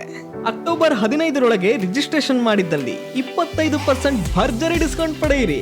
ಶಿರಸಿಯಿಂದ ದೊಡ್ಡನಳ್ಳಿ ರಸ್ತೆಯಲ್ಲಿ KGB ಕಾಲೋನಿಯಿಂದ ಕೇವಲ 4 ಕಿಲೋಮೀಟರ್ ದೂರದಲ್ಲಿರುವ ಲೇಔಟ್ ಇದು. ವ್ಯವಸ್ಥಿತವಾಗಿ ಅಗತ್ಯ ಕಾನೂನುಬದ್ಧವಾಗಿ ಇಲಾಖೆ ಅನುಮತಿಗಳ ಮೇರೆಗೆ ನಿರ್ಮಿಸಲಾಗಿರುವ ಲೇಔಟ್ ಇದು. ಮಕ್ಕಳ ವಿದ್ಯಾಭ್ಯಾಸಕ್ಕೆ ಅನುಕೂಲವಾಗುವಂತೆ ಪ್ರತಿಷ್ಠಿತ ಚಂದನ ಶಾಲೆಯಿಂದ ಕೇವಲ 1 ಕಿಲೋಮೀಟರ್ ದೂರದಲ್ಲಿದೆ. ಸುಸಜ್ಜಿತವಾದಂತಹ ಚರಂಡಿ ವ್ಯವಸ್ಥೆ, ಉತ್ತಮ ಗುಣಮಟ್ಟದ ಸಿಮೆಂಟ್ ರಸ್ತೆ, ಮೂಲಭೂತ ಸೌಕರ್ಯ ಒಳಗೊಂಡಿದೆ. ಇನ್ನು ಕೆಲವು ಸೈಟ್ಗಳು ಮಾತ್ರ ರಿಯಾಯಿತಿ ದರದಲ್ಲಿ ಮಾರಾಟಕ್ಕಿದೆ. ಅವಶ್ಯಕತೆ ಇದ್ದಲ್ಲಿ ನಿಮ್ಮ ಅನುಕೂಲಕ್ಕೆ ತಕ್ಕಂತೆ ಮನೆ ಕಟ್ಟಿಕೊಡಲಾಗುವುದು. ಸೈಟ್ಗಳಿಗೆ ಬ್ಯಾಂಕ್ ಸಾಲದ ಸೌಲಭ್ಯಗಳು ದೊರಕುವ ಸೌಕರ್ಯವಿದೆ. ಆಸಕ್ತರು ಕೂಡಲೇ ಸಂಪರ್ಕಿಸಿ. ಅನಂತ ಸ್ಮಾರ್ಟ್ ಸಿಟಿ 9480277770 ಅಥವಾ 9448317709. ಸರ್, ಈಗ ಪಂಚಾಯತ್ ಮೆಂಬರ್ ಅಂದ್ರೆ ಏನು ಗ್ರಾಮ ಪಂಚಾಯತಿಂದ ನಮ್ಮ ಜನರಿಂದ ಆರಿಸಿ ಬರ್ತಾರೆ ಅಂತಹ ಪಂಚಾಯತ್ ಮೆಂಬರ್ ಮೇಲೆ ರಾಜ್ಯಾದ್ಯಂತ ನಮ್ಮ ಉತ್ತರ ಕನ್ನಡ ಜಿಲ್ಲೆಯೂ ಸಹ ಕೆಲವೊಂದು ಕಡೆ ಭ್ರಷ್ಟಾಚಾರ ಆರೋಪಗಳು ಕೇಳಿ ಬರ್ತಾ ಇದೆ. ಪಂಚಾಯತ್ ಮೆಂಬರ್ ಕಡೆಯಿಂದ ಒಬ್ಬರು ಮಹಾ ಒಕ್ಕೂಟದ ಅಧ್ಯಕ್ಷರಾಗಿ ಪಂಚಾಯತ್ ಸದಸ್ಯರ ಮೇಲೆ ಕೇಳಿ ಬರುವಂತ ಈ ಭ್ರಷ್ಟಾಚಾರ ಆರೋಪಗಳ ಬಗ್ಗೆ ತಾವೇನು ಹೇಳ್ತೀರಿ?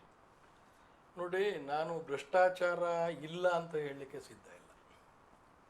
ಸಮಾಜದ ಎಲ್ಲ ವ್ಯವಸ್ಥೆಯಲ್ಲೂ ಭ್ರಷ್ಟಾಚಾರ ಇದೆ. ಆದರೆ ನಾನು ಒಂದನ್ನು ಬಹಳ ಸ್ಪಷ್ಟವಾಗಿ ನಿಮ್ಮ ಮಾಧ್ಯಮದ ಮೂಲಕ ಜನರಿಗೆ ಹೇಳಲಿಕ್ಕೆ ಬಯಸ್ತೇನೆ. ಭಾರತದ ಯಾವುದೇ ವ್ಯವಸ್ಥೆಯಲ್ಲಿ, ತುಂಬ ಒಳ್ಳೆ ಪ್ರಶ್ನೆ ಕೇಳಿದ್ರಿ ನೀವು, ಯಾವುದೇ ಸಾರ್ವಜನಿಕದ ಜನಪ್ರತಿನಿಧಿ ಅಥವಾ ಒಂದು ಸಾರ್ವಜನಿಕ ವ್ಯವಸ್ಥೆ ಕರ್ನಾಟಕದ ಗ್ರಾಮ ಪಂಚಾಯಿತಿ ವ್ಯವಸ್ಥೆ ಅಷ್ಟು ಪಾರದರ್ಶಕವಾಗಿಲ್ಲ. ಹೇಗೆ ಅಂತ ನೀವು ಕೇಳ್ಬೋದು. ನಾವು ಮೊದಲು ವಾರ್ಡ್ ಸಭೆ ಮಾಡ್ತೀವಿ. ಯಾವುದೇ ಒಂದು ಯೋಜನೆ ರೂಪಿಸೋದಕ್ಕಿಂತ ಮುಂಚೆ ವರ್ಷಕ್ಕೆ ನಾವು ಕನಿಷ್ಠ 2 ಅಥವಾ 4 ಬೇರೆ ಬೇರೆ ಯೋಜನೆಗಳ ರೂಪದಲ್ಲಿ 4 ವಾರ್ಡ್ ಸಭೆಗಳನ್ನು ಮಾಡ್ತೀವಿ. ಅಂದರೆ ಪ್ರತಿ ವಾರ್ಡ್ ಮೆಂಬರು ತನ್ನ ವ್ಯಾಪ್ತಿ ಒಳಗಡೆ ತನ್ನ ಅಧ್ಯಕ್ಷತೆಯೊಳಗೆ ಒಂದು ಸಭೆ ಮಾಡ್ತಾನೆ. ಆ ಸಭೆ ಒಳಗಡೆ ಆ ವಾರ್ಡಿನ ಸಾರ್ವಜನಿಕರು ಯಾವುದೇ ಪ್ರಶ್ನೆಯನ್ನು ಕೇಳ್ಬೋದು. ನನ್ನ ಲೆಕ್ಕಪತ್ರಗಳನ್ನಿರ್ಬೋದು, ಎಷ್ಟು ಆದಾಯ ಬಂದಿತ್ತು, ಏನಕ್ಕೆ ಖರ್ಚು ಮಾಡಿದ್ರಿ, ಯೋಜನೆಗಳೇನು, ಯಾವ್ದು ಸರಿಯಾಗಿದೆ, ಯಾವ್ದು ತಪ್ಪಾಗಿದೆ, ಸಂಪೂರ್ಣವಾಗಿ ವಿಮರ್ಶೆ ಮಾಡುವ, ಪ್ರಶ್ನೆ ಕೇಳುವ, ಲೆಕ್ಕ ಪಡೆಯುವ, ಉತ್ತರ ಪಡೆಯುವ ಎಲ್ಲ ಅಧಿಕಾರ ಅಲ್ಲಿದೆ. ಮುಂದೆ ನಾವು ಗ್ರಾಮ ಸಭೆಗಳನ್ನು ಮಾಡ್ತೀವಿ. ಗ್ರಾಮ ಸಭೆಗಳೊಳಗೆ ಇಡೀ ಪಂಚಾಯಿತಿ ವ್ಯಾಪ್ತಿಯ ಎಲ್ಲ ಪ್ರಜೆಗಳು ಬಂದು ನಮ್ಮನ್ನು ಇಡೀ ಪಂಚಾಯಿತಿಯ ಲೆಕ್ಕಪತ್ರಗಳ ಬಗ್ಗೆ, ನಮ್ಮ ಕೆಲಸ ಕಾರ್ಯಗಳ ಬಗ್ಗೆ ವಿಮರ್ಶೆ ಮಾಡಲಿಕ್ಕೆ, ಪ್ರಶ್ನೆ ಕೇಳಲಿಕ್ಕೆ ಅವಕಾಶ ಇದೆ. ಆಮೇಲೆ ನಾವು ಪ್ರತಿ ಎಲ್ಲ ಯೋಜನೆಗೆ 15ನೇ ಹಣಕಾಸಿನ ಕೇಂದ್ರದ ಹಣ ಏನು ಬರ್ತದೆ ಅದಕ್ಕೆ ಮಾಡಿದಂಥ ಖರ್ಚು ವೆಚ್ಚಗಳ ಬಗ್ಗೆ ಇರ್ಬೋದು, MNREGA ಏನು ಆಕ್ಟ್ ಅಡಿ ಒಳಗಡೆ ನಾವು ಮಾಡುವ ಕೆಲಸಗಳಿರುವುದು ಸಾಮಾಜಿಕ ಲೆಕ್ಕ ಪರಿಶೋಧನೆ, ಸೋಷಿಯಲ್ ಆಡಿಟ್. ಅದನ್ನು ಒಂದು ತಂಡ ಬಂದು ಪ್ರತಿ ನಾವು ಮಾಡುವ ಎಲ್ಲ ಕೆಲಸಗಳನ್ನು ಸಂಪೂರ್ಣ ಪರಿಶೀಲನೆ, ಸಾರ್ವಜನಿಕರೊಂದಿಗೆ ಪರಿಶೀಲನೆ ಮಾಡಿ ಸಾರ್ವಜನಿಕವಾಗಿ ಅಲ್ಲಿ ಆಗಿರೋ ತಪ್ಪು ಒಪ್ಪುಗಳನ್ನು ಸಾರ್ವಜನಿಕರ ಮುಂದೆ ಒಪ್ಪಿಸುತ್ತೆ. ಸಾರ್ವಜನಿಕರು ಅಲ್ಲೂ ಸಹ ನಾವು ಮಾಡಿರುವ ಎಲ್ಲ ಕೆಲಸಗಳನ್ನು, ನಾವು 15ನೇ ಹಣಕಾಸಿನಲ್ಲಿರ್ಬೋದು ಅಥವಾ MNREGA ಮಾಡಿರೋದು ಎಲ್ಲ ನಮ್ಮ ಕಾಮಗಾರಿಗಳನ್ನು, ಕೆಲಸಗಳನ್ನು ಸರಿ ಇದೆ, ತಪ್ಪಿದ್ರೆ ಅದನ್ನು ಪ್ರಶ್ನೆ ಮಾಡುವ ಎಲ್ಲ ಅವಕಾಶಗಳಿದೆ.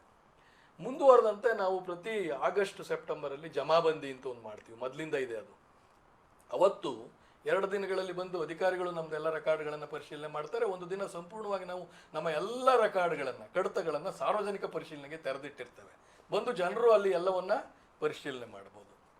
ಜೊತೆಗೆ ನಮ್ಮಲ್ಲಿ ಮಾಡುವ ನಿರ್ಣಯಗಳೇನಿದ್ದಾವೆ, ನಮ್ಮ ನಿರ್ಣಯಗಳೇನಿದ್ದಾವೆ, ಆ ನಿರ್ಣಯದ ಪುಸ್ತಕವನ್ನು ಯಾವುದೇ ನಮ್ಮ ವ್ಯಾಪ್ತಿಯ ಮತದಾರ ಬಂದು ಆಫೀಸ್ ಅವರ್ಸಲ್ಲಿ ಬಂದು ಪರಿಶೀಲನೆ ಮಾಡ್ಬೋದು. ಜೊತೆಗೆ ಇವತ್ತು ಪಂಚತಂತ್ರ 2 ಅಂತ ಪಂಚತಂತ್ರ ಒಂದು ನಮ್ಮದು ಸಾಫ್ಟ್ವೇರ್ ಇದೆ, ನಮ್ಮದೆಲ್ಲ ಆಡಳಿತ ವ್ಯವಸ್ಥೆಯನ್ನು ಅದ್ರ ಮೂಲಕ ಮಾಡ್ತೀವಿ. ಅದರಲ್ಲಿ ನಾವು ಮಾಡುವ ನಿರ್ಣಯ, ಖರ್ಚು ವೆಚ್ಚ ಎಲ್ಲವೂ ಆನ್ಲೈನಲ್ಲಿ ಅಪ್ಲೋಡ್ ಆಗುತ್ತೆ. ಹಾಗಾಗಿ ನಾವು ಒಂದು 10 ರೂಪಾಯಿ ಯಾವುದೋ ಒಂದು ಆಟೋ ಚಾರ್ಜ್ ಕೊಟ್ಟಿದ್ದೀವಿ ಅಂತ ಇರಲಿ, ಸಿಮೆಂಟ್ ತರಿಸಿರಲಿ, ಇನ್ನೇನೋ ಮಾಡಿರಲಿ, ಎಲ್ಲವೂ ಅಲ್ಲಿ ಸಾರ್ವಜನಿಕ ಸಿಗುತ್ತೆ. ಹಾಗಾಗಿ ಭಾರತದ ಇನ್ಯಾವುದೇ ವಸ್ತು, ಈಗ ತಾಲೂಕ್ ಪಂಚಾಯತಿಲಿ ಆಗೋ ಕೆಲಸ ಸೋಷಿಯಲ್ ಆಡಿಟ್ ಆಗಲ್ಲ, ಅವ್ರು ಗ್ರಾಮ ಸಭೆಯಲ್ಲಿ ಉತ್ತರ ಹೇಳಲ್ಲ. MLA ಫಂಡಲ್ಲಿ ಆಗುವಂಥ ಕೆಲಸ ಯಾವುದೇ ಗ್ರಾಮ ಸಭೆ ನಡೆಯಲ್ಲ, ಯಾವ ಸೋಷಿಯಲ್ ಆಡಿಟ್ ಲೆಕ್ಕ ಆಗಲ್ಲ. ರಾಜ್ಯ ಸರ್ಕಾರ ಸಾವಿರಾರು ಕೋಟಿ ಬೇರೆ ಬೇರೆ ಡ್ಯಾಮ್ ಕಟ್ಟುತ್ತೆ, ಅದ್ರದ್ದೆಲ್ಲೂ ಲೆಕ್ಕ ಪರಿಶೋಧನೆಯೂ ಆಗಲ್ಲ, ಸಾರ್ವಜನಿಕವಾಗಿ ಆಗಲ್ಲ. ಆಡಿಟ್ ಮಾಡ್ಬೋದು, ಸಾರ್ವಜನಿಕವಾಗಿ ಯಾವುದೇ ಒಂದು ಆಗಲ್ಲ. ನಾವು ಆಮೇಲೆ ಎಲ್ಲದಕ್ಕಿಂತ ಭಾಳ ಮುಖ್ಯ, ನಾವು ನಮ್ಮೂರಿನಲ್ಲೇ ಬದುಕ್ತೀವಿ. ಗ್ರಾಮ ಪಂಚಾಯತಿ ಸದಸ್ಯರು, ಶಾಸಕರು, ಸಂಸದರು ಬದುಕ್ದಂಗೆ ಎಲ್ಲೋ ದೂರದಲ್ಲಿ ಬದುಕಲ್ಲ. ನಮ್ಮದು ಇಡೀ 24x7 ನಾವು ನನ್ನ ಮತದಾರರ ಕಣ್ಗಾವಲಲ್ಲಿ ಇರ್ತೀವಿ. ಇಷ್ಟು ವ್ಯಾಪ್ತಿಯಲ್ಲಿ ಆಲ್ ಡೈಮೆನ್ಷನ್ಸಲ್ಲಿ, ಬಹು ಆಯಾಮದಲ್ಲಿ ನಮ್ಮನ್ನು ಪರೀಕ್ಷೆ ಮಾಡುವ, ನಮ್ಮನ್ನು ನಾವು ತೆರೆದುಕೊಂಡಿರುವಂಥ ವ್ಯವಸ್ಥೆ ಇಡೀ ಯಾವುದೇ ಜನಪ್ರತಿನಿಧಿ ಅಥವಾ ಸರ್ಕಾರಿ ವ್ಯವಸ್ಥೆಯಲ್ಲಿ ಇಲ್ಲ. ಅಷ್ಟು ಟ್ರಾನ್ಸ್ಪರೆಂಟ್ ಆಗಿ ನಾವಿದ್ದೇವೆ. ಇದ್ರ ನಡುವೆ ಅಲ್ಲೊಂದು ಇಲ್ಲೊಂದು ಭ್ರಷ್ಟಾಚಾರದ ಮಾತುಗಳು ಕೇಳಿ ಬರ್ತಿದೆ. ಅದು ಸಾರ್ವಜನಿಕರು ಎಚ್ಚೆತ್ಕೋಬೇಕು. ಗ್ರಾಮ ಸಭೆಗಳ ಮೂಲಕ, ವಾರ್ಡ್ ಸಭೆಗಳ ಮೂಲಕ ಹೆಚ್ಚು ಹೆಚ್ಚು ಭಾಗವಹಿಸಿ ಪ್ರಶ್ನೆ ಮಾಡೋಕ್ಕೆ ಶುರು ಮಾಡಿದ್ರೆ ಈ ಭ್ರಷ್ಟಾಚಾರವನ್ನು ನಾವು ತಡಿಬೋದು. ಸರ್, ಈಗ ತಾವೇನು ಒಂದು ಹೋರಾಟವನ್ನು ಹಮ್ಮಿಕೊಂಡಿದ್ದೀರಿ, ಈ ಒಂದು ಪಂಚಾಯಿತಿ ವ್ಯವಸ್ಥೆಯ ಸಂಪೂರ್ಣ ಹೋರಾಟಕ್ಕೆ ಒಟ್ಟಾರೆ ನಮ್ಮ ರಾಜ್ಯದ ಜನ, ಸಾರ್ವಜನಿಕರು ಯಾವ ರೀತಿ ಪಾಲ್ಗೊಳ್ಳಬೇಕು ಅಂತ ನೀವು ಜನರಿಗೆ ಕರೆ ಕೊಡ್ತೀರಿ? ನೋಡಿ, ನಾನು ಜನರಲ್ಲಿ ಒಂದು ಮನವಿ ಮಾಡ್ತೇನೆ.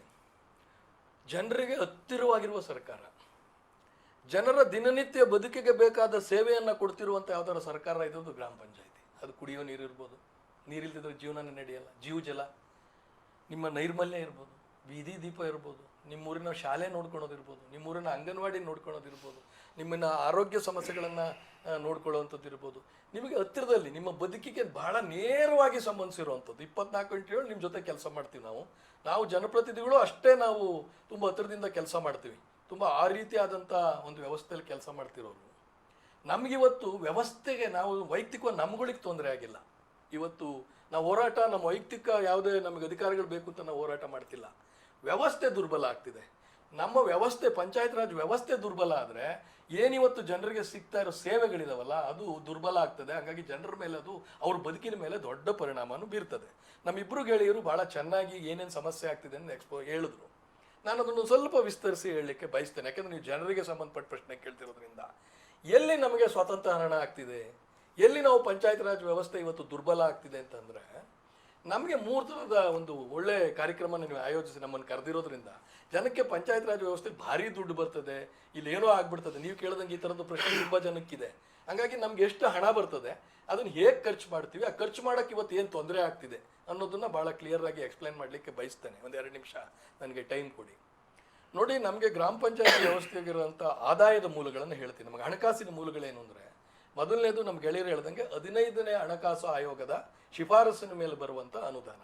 ಅಂದರೆ ಕೇಂದ್ರ ಸರ್ಕಾರ ತಾನು ಸಂಗ್ರಹಿಸುವ, ದೇಶವ್ಯಾಪ್ತಿಯಲ್ಲಿ ಅದು ನಮ್ಮೂರಿಂದನೂ ಆಗುತ್ತೆ, ಸಂಗ್ರಹಿಸುವ ತೆರಿಗೆ ಹಣದಲ್ಲಿ ದೇಶದ ಎಲ್ಲ ರಾಜ್ಯಗಳಿಗೆ ಮತ್ತು ಸ್ಥಳೀಯ ಸರ್ಕಾರಗಳಿಗೆ ಅವರವರ ಪಾಲನ್ನು ಕೊಡುತ್ತೆ.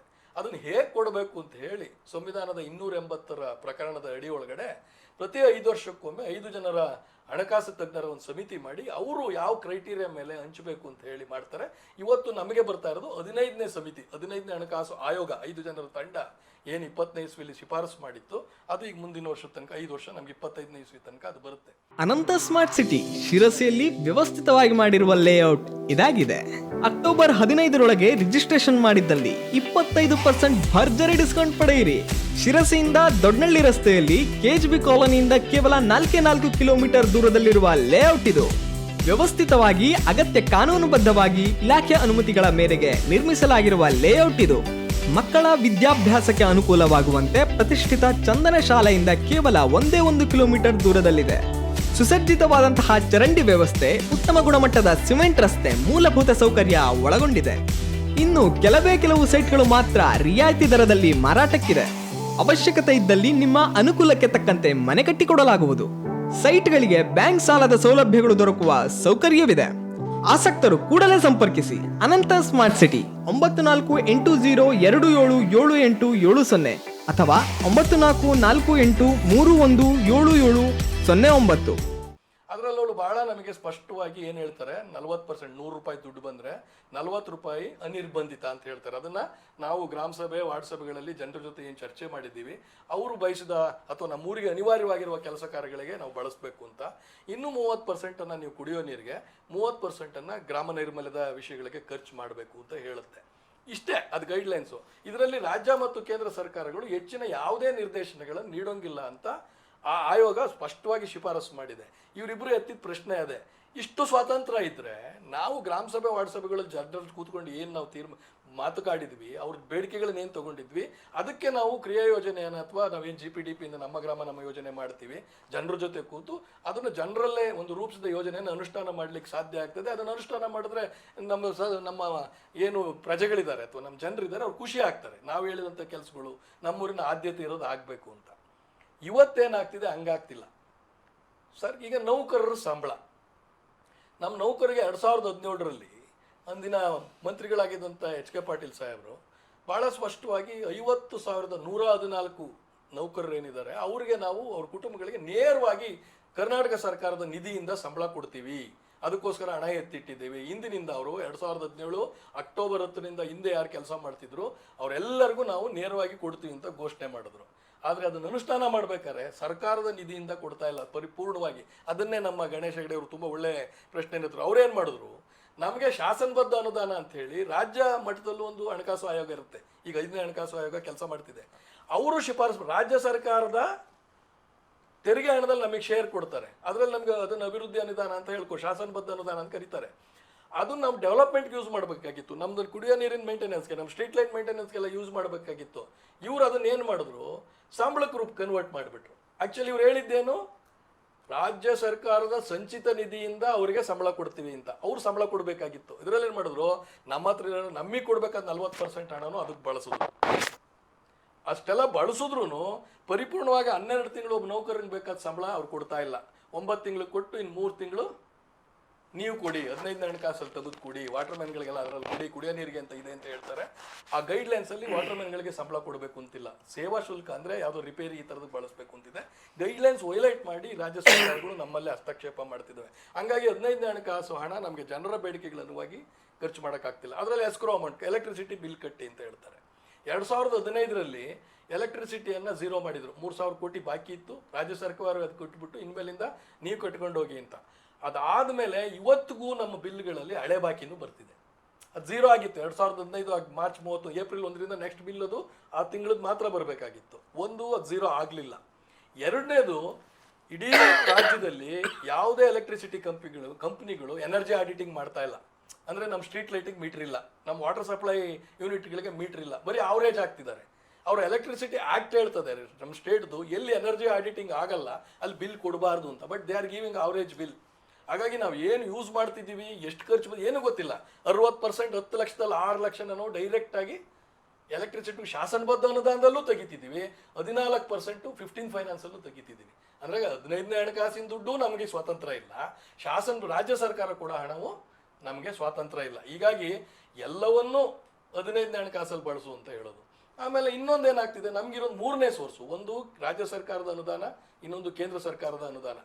ಮೂರನೇದು ಓನ್ ಸೋರ್ಸು. ನಮ್ಮ ಮನೆಗಳ ಮೇಲೆ ಪ್ರಾಪರ್ಟಿ ಟ್ಯಾಕ್ಸ್ ನಾವೇನು ಆಸ್ತಿ ತೆರಿಗೆ ಸಂಗ್ರಹ ಮಾಡ್ತೀವಿ, ಅದು ನನ್ನ ಸ್ವಂತ ಆದಾಯ, ಅದ್ರ ಮೇಲೆ ಯಾರ ಹಕ್ಕೂ ಇಲ್ಲ, ಅದು ನನ್ನ ಸ್ವಂತ ಆದಾಯ. ನಾವು ಜನರ ಜೊತೆ ಕೂತ್ಕೊಂಡು ಏನು ಪ್ಲ್ಯಾನ್ ಮಾಡಿರ್ತೀವಿ, ದಿನನಿತ್ಯದ ಖರ್ಚು ವೆಚ್ಚಗಳಿಗೆ ನಾವು ಅದು ಬಳಸಬೇಕು. ಆದರೆ ಇವತ್ತಿನ ಪರಿಸ್ಥಿತಿ ಏನಾಗಿದೆ, ಸಂಪೂರ್ಣವಾಗಿ ಅದಕ್ಕೂ ಅವರು ಬಾಯಿ ಹಾಕ್ತಿದ್ದಾರೆ.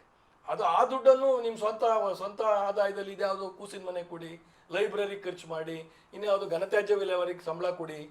ಅದೇನಾಗಿದೆ, ನಮ್ಮ ಸೆಕ್ಷನ್ 58(1) ಸಬ್ ಕ್ಲಾಸ್ 1 ಹೇಳ್ತದೆ ನಮ್ಮ ಜವಾಬ್ದಾರಿಗಳೇನು ಅಂತ ಹೇಳ್ತಾ, ನಮ್ಮ ಪ್ರಕಾರಗಳೇನು ಅಂತ ಹೇಳ್ತಾ, ಅದು ಮೊದಲನೇ ಸಬ್ ಕ್ಲಾಸಲ್ಲೇ ಒಂದು ಭಾಳ ಕ್ಲಿಯರಾಗಿ ಒಂದು ಹೇಳುತ್ತೆ. ಕೇಂದ್ರ ಮತ್ತು ರಾಜ್ಯ ಸರ್ಕಾರಗಳು ಯಾವುದೇ ಯೋಜನೆಯನ್ನು ರೂಪಿಸಿ ಗ್ರಾಮ ಪಂಚಾಯಿತಿಗಳಿಗೆ ಅನುಷ್ಠಾನ ಮಾಡು ಅಂತ ಹೇಳುವಂಥ ಸಂದರ್ಭದೊಳಗಡೆ ಅವರು ಆ ಯೋಜನೆಯ ಜೊತೆಯಲ್ಲಿ ಅದಕ್ಕೆ ಸಂಬಂಧಪಟ್ಟ ಅನುದಾನವನ್ನು ನೀಡಿದ್ದಲ್ಲಿ, ಆ ಫಂಡ್ಸ್ನ ಜೊತೆಯಲ್ಲಿ ಕೊಟ್ಟಿದ್ರೆ ಮಾತ್ರ ಗ್ರಾಮ ಪಂಚಾಯತಿಗಳು ಅನುಷ್ಠಾನ ಮಾಡಬೇಕು ಅಂತ. ಅರ್ಥ ಏನು, ಯಾವುದೇ ಯೋಜನೆ ರೂಪಿಸಿದಾಗ ರಾಜ್ಯ ಸರ್ಕಾರ, ಕೇಂದ್ರ, ಈ ಕೂಸಿನ ಮನೆ ರಾಜ್ಯ ಸರ್ಕಾರ ರೂಪಿಸಿದ್ದು, ನಮ್ಮ ವಾರ್ಡ್ ಸಭೆಯಲ್ಲಿ, ನಮ್ಮ ಗ್ರಾಮ ಸಭೆಯಲ್ಲಿ ನಮ್ಮ ಜನ, ನಮ್ಮ ಹೆಣ್ಮಕ್ಳು, ನಮ್ಮ ಮಕ್ಳು ನೋಡ್ಕೊಳಕ್ಕೆ ಒಂದು ಕೂಸಿನ ಮನೆ ಬೇಕು ಅಂತ ಕೇಳಿದ್ದಲ್ಲ. ಅದು ಗ್ರಂಥಾಲಯ ನಮ್ಮ ವಾರ್ಡ್ ಸಭೆ ಗ್ರಾಮ ಸಭೆಯಲ್ಲಿ ಜನ ರೂಪಿಸಿದ್ದಲ್ಲ. ಪಂಚಾಯತ್ ರಾಜ್ ವ್ಯವಸ್ಥೆ ಬಂದಿದ್ದು ಜನ ಯೋಜನೆ ರೂಪಿಸ್ಬೇಕು, ಅದು ಅನುಷ್ಠಾನ ಮಾಡಬೇಕು ಅಂತ. ನಿಮ್ಮ ಘನತ್ಯಾಜ್ಯ ವಿಲೇವಾರಿ ಘಟಕ ನಮ್ಮೂರಲ್ಲಿ ಬೇಕು ಅಂತ ತೀರ್ಮಾನ ಮಾಡಿದ್ದಲ್ಲ. ಇವೆಲ್ಲವನ್ನು ಕೇಂದ್ರ ಮತ್ತು ರಾಜ್ಯ ಸರ್ಕಾರಗಳು ತೀರ್ಮಾನ ಮಾಡಿದ್ದು. ಈ ಸೆಕ್ಷನ್ 58(1) ಪ್ರಕಾರ ಇದಕ್ಕೆ ಬೇಕಾದಂತೆ ಎಲ್ಲ ಹಣವನ್ನು ಅವ್ರು ಕೊಡಬೇಕಾಗಿತ್ತು. ಬಟ್ ಇವತ್ತೇನಾಗಿದೆ, ಘನತ್ಯಾಜ್ಯ ವಿಲೇವಾರಿ ಘಟಕ ಅನುಷ್ಠಾನನ ನೀವು 15 ಫೈನಾನ್ಸಲ್ಲಿ ಏನು ನೈರ್ಮಲ್ಯಕ್ಕೆ ಇಟ್ಟಿದ್ರೆ ಅದನ್ನು ಬಳಸಿ ಮಾಡಿ ಅಂತ ಹೇಳಿದ್ರು. ಆಯಿತು, ಅನುಷ್ಠಾನ ಆಯಿತು, ವೆಹಿಕಲ್ ತಂದರು, ಒಂದು ಘಟಕ ಸೆಗ್ರಿಗೇಷನ್ ಮಾಡೋಕ್ಕೆ ಬೇಕಾದಂಥ ಒಂದು ಘಟಕ ಕಟ್ಬಿಟ್ವಿ, ಅದನ್ನು ನಿರ್ವಹಣೆ ಮಾಡಬೇಕು. ಅದೊಂದು ಎಕನಾಮಿಕ್ ಆಕ್ಟಿವಿಟಿ. ನೈರ್ಮಲ್ಯ ಅಂತಂದರೆ ನಾವು ಒಣತ್ಯಾಜ್ಯ ಮಾತ್ರ, ಘನತ್ಯಾಜ್ಯ ಮಾತ್ರ ಕಲೆಕ್ಟ್ ಮಾಡ್ತೀವಿ, ಹಸಿ ಕಸನ ನಾವು ಕಲೆಕ್ಟ್ ಮಾಡೋದಿಲ್ಲ. ಅದನ್ನು ಅನುಷ್ಠಾನ ಮಾಡೋ ಸಂದರ್ಭದಲ್ಲಿ ಯಾವುದೇ ಜಿಲ್ಲಾ ಪಂಚಾಯತ್ಗಳಾಗಲಿ, ರಾಜ್ಯ ಸರ್ಕಾರ ಅಥವಾ ಏನು ಗ್ರಾಮ ಕುಡಿಯುವ ನೀರು ಮತ್ತು ನೈರ್ಮಲ್ಯ ಇಲಾಖೆ ಟೆಕ್ನಿಕಲ್ ನಮಗೆ ಏನು ಬೆಂಬಲ ಕೊಡುತ್ತೆ, ತಾಂತ್ರಿಕ ಸಹಾಯ ಮಾಡ್ತದೆ, ಅವ್ರು ಯಾರು ನಮ್ಮ ಕಸದ ಸರ್ವೆ ಮಾಡಬೇಕಾಗಿತ್ತು. ನಮ್ಮೂರಲ್ಲಿ ಎಷ್ಟು ಕಸ ಸಂಗ್ರಹಣೆ ಆಗುತ್ತೆ ಅಂತ ಒಂದು ವಾರ ಮಾಡಿ ಅದನ್ನು ಮಾರಿದ್ರೆ ಎಷ್ಟು ದುಡ್ಡು ಬರುತ್ತೆ, ನನ್ನ ವೆಹಿಕಲ್ ಓಡಿಸೋದಕ್ಕೆ ಎಷ್ಟು ಕಿಲೋಮೀಟರ್ ಆಗುತ್ತೆ, ಅದಕ್ಕೆ ಹಣಕಾಸು ಎಷ್ಟು ಖರ್ಚಾಗುತ್ತೆ, ಡೀಸೆಲ್ ಖರ್ಚು, ವೇರ್ ಆ್ಯಂಡ್ ಟೇರು, ಒಟ್ಟಾರೆ, ಆಮೇಲೆ ಅದನ್ನು ಸಂಗ್ರಹ ಮಾಡೋಕ್ಕೆ ನೌಕರರ ಸಂಬಳ ಎಷ್ಟಾಗುತ್ತೆ, ನಮಗೆ ಸಂಗ್ರಹ ಆಗುವ ಕಸ ಅದನ್ನು ಮಾರಾಟ ಮಾಡಿದ್ರೆ ಇವೆಲ್ಲ ನಿರ್ವಹಣೆಗೆ ಬೇಕಾದ ಹಣ ಬರ್ತದ. ಅದು ಬರಬೇಕು ಅಂದರೆ ಜನರಿಂದ ಎಷ್ಟು ನಾವು ಫೀಸನ್ನು ಕಲೆಕ್ಟ್ ಮಾಡೋ, ಕಸ ಸಂಗ್ರಹ ಮಾಡಿ ನಮಗೆ ದುಡ್ಡು ಕೊಡಬೇಕು, ಅವರು ಸಂಗ್ರಹ ಮಾಡೋಕ್ಕೆ ಎಷ್ಟನ್ನು ಕಲೆಕ್ಟ್ ಮಾಡಬೇಕು, ಅದನ್ನು ಒಂದು ಗ್ರಾಮ ಸಭೆ ಮಾಡಿ ಜನರಲ್ಲಿ ಅದಕ್ಕೊಂದು ಬೈಲಾ ಮಾಡಬೇಕಾಯ್ತು, ಉಪವಿಧಿ ಎಷ್ಟು ಸಂಗ್ರಹ ಮಾಡಬೇಕು, ನೀವು ಕೊಡದಿದ್ರೆ ಪೆನಾಲ್ಟಿ ಏನು, ಅದಕ್ಕೊಂದು ಕಾನೂನು ಮಾಡಬೇಕಾಗಿತ್ತು. ನಮ್ಮೂರಿಗೆ ಸಂಗ್ರಹ ಮಾಡೋಕ್ಕೆ ಜನರು ಒಪ್ಪಿಸ್ಕೊಂಡು ಅವೇನೂ ಮಾಡಲಿಲ್ಲ. ನೇರವಾಗಿ ಅನುಷ್ಠಾನ ಮಾಡಿಬಿಟ್ರು. ಬರೀ ಕಟ್ಟಡ ಕಟ್ಬಿಟ್ರು, ವೆಹಿಕಲ್ ದುಡ್ಡು ಬಂತು, ದುಡ್ಡಿತ್ತು, ವೆಹಿಕಲ್ ಕಟ್ಬಿಟ್ಟು ಕಟ್ಟಡ ತಂದುಬಿಟ್ಟು ಕಟ್ಬಿಟ್ರು. ಬಟ್ ಅದನ್ನು ನಿರ್ವಹಣೆ ಮಾಡಬೇಕಾಗಿ ಬಂತು. ಡ್ರೈವರ್ ನೀಡಬೇಕು, ನಮ್ಮ ಆ್ಯಕ್ಟಲ್ಲಿ ಡ್ರೈವರ್ ಪ್ರಾವಿಷನ್ ಇಲ್ಲ. ಅದಕ್ಕೇನು ಮಾಡಿದ್ರು ಇವರು, ಎಲ್ಲ ಹೆಣ್ಮಕ್ಳ ಕೈಲಿ ಮಾಡಿಸ್ತೀವಿ ಅಂತ NRLMs ಸಂಜೀವಿನಿ ಸಂಘಗಳಿದ್ವು ಹೆಣ್ಮಕ್ಳದ್ದು, ಅಲ್ಲಿ ಒಬ್ಬರಿಗೆ ಆ ಟಿಪ್ಪರ್ ಆಟೋ ಓಡಿಸೋ ಟ್ರೈನಿಂಗ್ ಕೊಡಿಸ್ಬಿಟ್ರು ಒಬ್ರು ಹೆಣ್ಮಕ್ಳಿಗೆ. ಇನ್ನೊಂದು ಒಂದು ಒಕ್ಕೂಟಕ್ಕೆ ಒಂದು ಸಂಘದ ಜೊತೆ ಒಂದು ಅಗ್ರಿಮೆಂಟ್ ಮಾಡಿಬಿಟ್ರು, ನೀವು ವರ್ಷಕ್ಕೆ 1 ವರ್ಷ ಇದನ್ನು ನಿರ್ವಹಣೆ ಮಾಡೋದು, ಕಸ ಸಂಗ್ರಹ ಮಾಡಬೇಕು, ಆಟೋ ಓಡಿಸ್ಕೋಬೇಕು, ಅದನ್ನು ಮಾರಾಟ ಮಾಡಬೇಕು, ಬಂದಿದ್ದ ಹಣದಲ್ಲಿ ನೀವು ಅದನ್ನು ನಿರ್ವಹಣೆ ಮಾಡಿ ವರ್ಷಕ್ಕೊಂದ್ಸತಿ ನಮ್ಗೆ ಲೆಕ್ಕ ಕೊಡಬೇಕು ಅನ್ನೋದು ಅಗ್ರಿಮೆಂಟ್ ನಮ್ಮದು ಮತ್ತು ಪಂಚಾಯತಿ ಜೊತೆ. ಆದರೆ ಅದರಲ್ಲಿ ಒಂದು ಕಂಡೀಷನ್ ಹಾಕಿದ್ರು, ಸುಸ್ಥಿರತೆಗೆ ಬರೋ ತನಕ, ಒಂದು ಸ್ವಲ್ಪ ಬಿಸ್ನೆಸ್ಸು ಪಿಕಪ್ ಆಗೋ ತನಕ ಗ್ರಾಮ ಪಂಚಾಯತಿಗಳು ಅವ್ರಿಗೆ ಸಂಬಳ ಕೊಡಬೇಕು, ಒಂದು ತಿರ್ಗಿ ಯಾವುದ್ರಲ್ಲಿ ಕೊಡಬೇಕು ಅದೇ 15 ಹಣಕಾಸಲ್ಲಿ ಕೊಡಿ ಅಂತ. ಅವ್ರಿಗೆ ಅಧಿಕಾರ ಇಲ್ದಿದ್ರು ಅದನ್ನು ಚಲಾಯಿಸಿದ್ರು. ಹಂಗೆ ಸಂಪೂರ್ಣವಾಗಿ ಆ ಹಣವನ್ನು ನಮ್ಗೆ 1 ವರ್ಷ ಪೂರ್ತಿ ನಾವು ಅವರಿಗೆ ಸಂಬಳ ಕೊಡೋಕೆ ಬಯಸಿದ್ವಿ, ನೌಕರರ ಸಂಬಳ ಕೊಡೋಕೆ, ವಾಟರ್ ಮ್ಯಾನ್ಗಳ ಸಂಬಳ ಕೊಡೋಕೆ ಬಯಸಿದ್ವಿ. ನೆಕ್ಸ್ಟು ಕೂಸಿನ ಮನೆ ತಂದರು. ಈಗೇನಾಯಿತು, ನೀವು ಘನತ್ಯಾಜ್ಯ ವಿಲೇವಾರಿ 1 ವರ್ಷ ಆಗಿದೆ, ಈಗ ಅವ್ರಿಗೆ ಸಂಬಳ ಇಲ್ಲ, ಏಕೆಂದ್ರೆ ಬಿಸ್ನೆಸ್ ಆಗ್ತಾ ಇಲ್ಲ, ಕಸ ಸಂಗ್ರಹಣೆ ಎಲ್ಲೂ ಆಗ್ತಿಲ್ಲ ಹಳ್ಳಿ ಕಡೆಯಲ್ಲಿ, ಹಂಗಾಗಿ ಅವ್ರಿಗೆ ಸಂಬಳ ಇಲ್ಲ. ಈಗ ಮೊನ್ನೆ ಅವರು ಫ್ರೀಡಮ್ ಪಾರ್ಕಲ್ಲಿ ಅವ್ರದ್ದೊಂದು ಸಂಘಟನೆ ಮಾಡ್ಕೊಂಡು ಸ್ಟ್ರೈಕ್ ಮಾಡ್ತಿದ್ದಾರೆ. ಅವರು ನಿಮಗೆ ಅಲ್ಲದ್ರ ಒಂದು ಪಂಚಾಯತಿಗೆ 6 ಜನ, 26,000 ಜನದ ಒಂದು ದೊಡ್ಡ ಸಂಘಟನೆ. ಅವ್ರೀಗ ನಮಗೆ ಸಂಬಳ ಕೊಡಿ, 26,000 ರೂಪಾಯಿ ಕೊಡಿ, ಮಿನಿಮಮ್ ವೇಜಸ್ಸು ಪೌರ ಕಾರ್ಮಿಕರಿಗಿದೆ, ನಮಗೆ ಕೊಡಿ ಅಂತ ಕೂತಿದ್ದು. ಇದು ಸರ್ಕಾರಕ್ಕೆ ಹೊರೆ, ಜೊತೆಗೆ ಇಲ್ಲಿ ಪಂಚಾಯತಿಗಳಿಗೆ ಹೊರೆ. ಕೂಸಿನ ಮನೆ ಮಾಡಿದ್ರು. ಕೂಸಿನ ಮನೆ NREG ಒಳಗಡೆ ಸೆಕ್ಷನ್ 29 ಬಹಳ ಸ್ಪಷ್ಟವಾಗಿ ಹೇಳುತ್ತೆ, 3 ವರ್ಷದೊಳಗಿರುವಂಥ 5 ಜನ ಹೆಣ್ಮಕ್ಳು, ಮಕ್ಕಳಿರುವಂಥ 3 ವರ್ಷದ ಮಕ್ಕಳಿರುವಂಥ 5 ಜನ ಹೆಣ್ಮಕ್ಳು ಕೆಲಸಕ್ಕೆ ಬಂದರೆ, ಸಮುದಾಯ ಕಾಮಗಾರಿಗೆ ಬಂದರೆ, ಆ ಮಕ್ಕಳನ್ನ ನೋಡ್ಕೊಳ್ಳೋದಕ್ಕೆ ಅವ್ರಿಗೆ ಕೂಲಿ ಮಾಡೋಕ್ಕೆ ತೊಂದರೆ ಆಗಬಾರ್ದು. 6ನೇ ಹೆಣ್ಮಕ್ಳಿಗೆ ಅವತ್ತಿನ NREG ಕೂಲಿ ಕೊಟ್ಟು ಆ ಮಕ್ಕಳು ನೋಡ್ಕೊಳ್ಳೋ ವ್ಯವಸ್ಥೆ ಮಾಡಿ ಅಂತ. ಇವರು ಅದನ್ನು ಬಳಸಿ ಕೂಸಿನ ಮನೆ ಮಾಡ್ತೀವಿ ಅಂತೇಳಿ ಯಾರೂ ಕೇಳಿರಲಿಲ್ಲ. ಇದು ಇವ್ರು ಮೇಲ್ಗಡೆ ರೂಪಿಸಿದ್ದು. ಯಾವುದೋ ಒಂದು ಗ್ರಾಮ ಪಂಚಾಯತಿ ಹೆಡ್ ಕ್ವಾರ್ಟರಲ್ಲಿ ಮಾಡಿದ್ರು. ನಿಮ್ಮ ಕಾನೂನು ಹೇಳಿರುತ್ತೆ ವರ್ಕ್ ಸೈಟಲ್ಲಿ ಇರಬೇಕಾಕೆ, ಆಕೆನೂ ನೀವತ್ತು NMS ಅಂತ ಏನೆಲ್ಲ ಮಾಡ್ತೀರಿ, ನೀವು ಬಯೋಮೆಟ್ರಿಕ್ ಮಾಡ್ತೀರಿ, ಅಟೆಂಡೆನ್ಸ್ ಹಾಕ್ಬೇಕು, ವರ್ಕ್ ಸೈಟಲ್ಲಿ ಇರಬೇಕು, ಆಕೆ ಅಲ್ಲಿ ಇರೋದೇ ಇಲ್ಲ. ಮಕ್ಕಳನ್ನ ಹೆಡ್ ಕ್ವಾರ್ಟ್ರಿಗೆ ಬಿಟ್ಟು ನಮ್ಮೂರಲ್ಲಿ ಕೆಲಸ ನಡೆದು 4 ಕಿಲೋಮೀಟರ್ ದೂರ ನಡೀತಿದ್ರೆ ಅಲ್ಲಿ ಬಿಟ್ಟು ಬಂದು ಕರ್ಕೊಂಡೋಗಿ ಬರೋದು ಹೇಗೆ? ಇವತ್ತು ಅವ್ರಿಗೂ ಸರಿಯಾದಂಥ ಆರ್ಥಿಕ ವ್ಯವಸ್ಥೆ ಮಾಡಲಿಲ್ಲ ಇವರು. NRH ಕೊಡಿ ಅಂದರು, ಆಮೇಲೆ ಯಾವುದೋ ಒಂದು ತಾಲೂಕ್ ಪಂಚಾಯತಿಲಿ ಒಂದಿಷ್ಟು ದುಡ್ಡಿದೆ. ಈ ವರ್ಷ 1 ವರ್ಷ ಹೆಂಗೋ ನಡೀತು, ಇವತ್ತು ಅವರಿಗೆ ದುಡ್ಡು ಕೊಡೋಕೆ ಸಂಬಳ ಇಲ್ಲ. ಅವ್ರು ಅತಂತ್ರ ಆಗಿದ್ದಾರೆ, ಅವ್ರಿಗೆಲ್ಲ ನಿಮ್ಗೆ ನೌಕರಿ ಕೊಡ್ತೀವಿ ಅಂತ ಟ್ರೈನಿಂಗ್ ಕೊಟ್ಟರು. ಅವ್ರು 4 ಜನ ಇದ್ದಾರೆ, ಅವ್ರೇನೋ ಮುಂದಿನ ದಿನದಲ್ಲಿ ಸಂಘಟನೆ ಮಾಡ್ಕೊಂಡು ಹೋರಾಟಕ್ಕೆ ಹೊರಟಿದ್ದಾರೆ.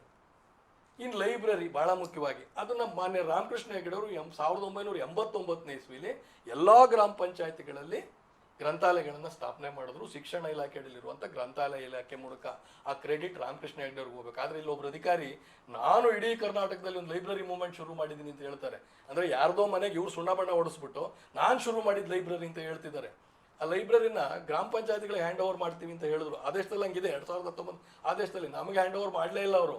ಇವತ್ತು ಆಯುಕ್ತಾಲಯದ ಮೂಲಕ ಗ್ರಾಮ ಪಂಚಾಯತಿಗಳನ್ನು ನಡೆಸ್ತಿದ್ದಾರೆ. ಇವತ್ತು ಅವರು ನಮ್ಮ ನೌಕರರಲ್ಲ, ಗ್ರಾಮ ಪಂಚಾಯತಿ ಲೈಬ್ರರಿಯನ್ಸು ನಮ್ಮ ನೌಕರರಲ್ಲ.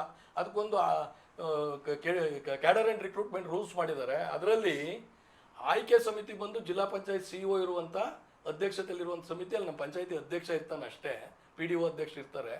ನೇಮಕಾತಿ ಪ್ರಾಧಿಕಾರ ಬಂದು ತಿರ್ಗಿ ಆಯ್ಕೆ ಸಮಿತಿ. ಅಂದರೆ ಅವರು ಗ್ರಾಮ ಪಂಚಾಯತಿಗೂ ನೇಮಕ ಆಗಲ್ಲ, RDPR ಡಿಪಾರ್ಟ್ಮೆಂಟ್ಗೂ ನೇಮಕ ಆಗಲ್ಲ, ಇಲ್ಲ ಮೂಲ ಗ್ರಂಥಾಲಯ ಇಲಾಖೆ ನೇಮಕ ಆಗಲ್ಲ. ಅವರೊಂದು ಆಯ್ಕೆ ಸಮಿತಿಗೆ ನೇಮಕ ಆಗ್ತಾರೆ. ಅತಂತ್ರ ಅವರು. ಈಗ ಅವರಿಗೆ ಸಂಬಳ ಕೊಡಬೇಕು. ಸರ್ಕಾರ ಹೇಳುತ್ತೆ 12,000 ಕೊಡ್ತೀವಿ ಅಂತ. ಇವ್ರೇನು ಮಾಡಿದ್ರು, ಅವ್ರಿಗೆ ಮಿನಿಮಮ್ ವೇಜಸ್ ಕೊಡ್ತೀವಿ ಅಂತ ಹೇಳಿ 18,606 ರೂಪಾಯಿ 12 ಪೈಸೆಗೆ ತಂದು ನಿಲ್ಸೋರೆ. 6,606 ರೂಪಾಯಿ 12 ಪೈಸೆಗೆ ಅವ್ರ ಹತ್ರ ದುಡ್ಡಿಲ್ಲ. ಕೇಂದ್ರ ಫೈನಾನ್ಸ್ ಡಿಪಾರ್ಟ್ಮೆಂಟ್ ಹೇಳಿದೆ 12,000 ಕೊಡೋಕ್ಕಾಗತ್ತೆ ನಾವು ಅಂತ. ಇವರೇ ಒಬ್ಬ ಅಧಿಕಾರಿ ತೀರ್ಮಾನ ಮಾಡಿಬಿಟ್ರಿ ಇದನ್ನು, ನಾವು ಮಿನಿಮಮ್ ವೇಜಸ್ ಕೊಡ್ತೀವಿ, 8 ಅವರ್ಸ್ ಕೆಲಸ ಮಾಡಿ ಅಂತ. ಏನಕ್ಕೆ ಮಾಡಿದ್ರು ಇದನ್ನು ಅಂದರೆ, ಆ ನೌಕರರು ಗ್ರಂಥಪಾಲಕರು ಮೊದಲಿಂದ ಇದ್ರಲ್ಲ 89ನಿಂದ, ಅವರು ಈ ಇಲಾಖೆಗೆ ಟ್ರಾನ್ಸ್ಫರ್ ಆದಾಗ ನಾವು ಪಂಚಾಯತ್ ರಾಜ್ ಇಲಾಖೆಗೆ ಟ್ರಾನ್ಸ್ಫರ್ ಆಗೋಕ್ಕೆ ರೆಡಿ ಇಲ್ಲ, ನಾವು ಮೂಲ ಇಲಾಖೆಯಲ್ಲಿ ಉಳ್ಕೋತೀವಿ ಅಂತ ಇವತ್ತು ಹೈಕೋರ್ಟಲ್ಲಿ ರಿಟ್ ಪಿಟಿಷನ್ ಹಾಕೋರೆ. ಟ್ರಾನ್ಸ್ಫರ್ ಆದಾಗ ಕರ್ನಾಟಕದ ಉಚ್ಚ ನ್ಯಾಯಾಲಯದ ಅಂತಿಮ ಆದೇಶಕ್ಕೆ ಒಳಪಟ್ಟು ಇದು ಆದೇಶ ಅಂತ ಮಾಡಿದ್ದಾರೆ.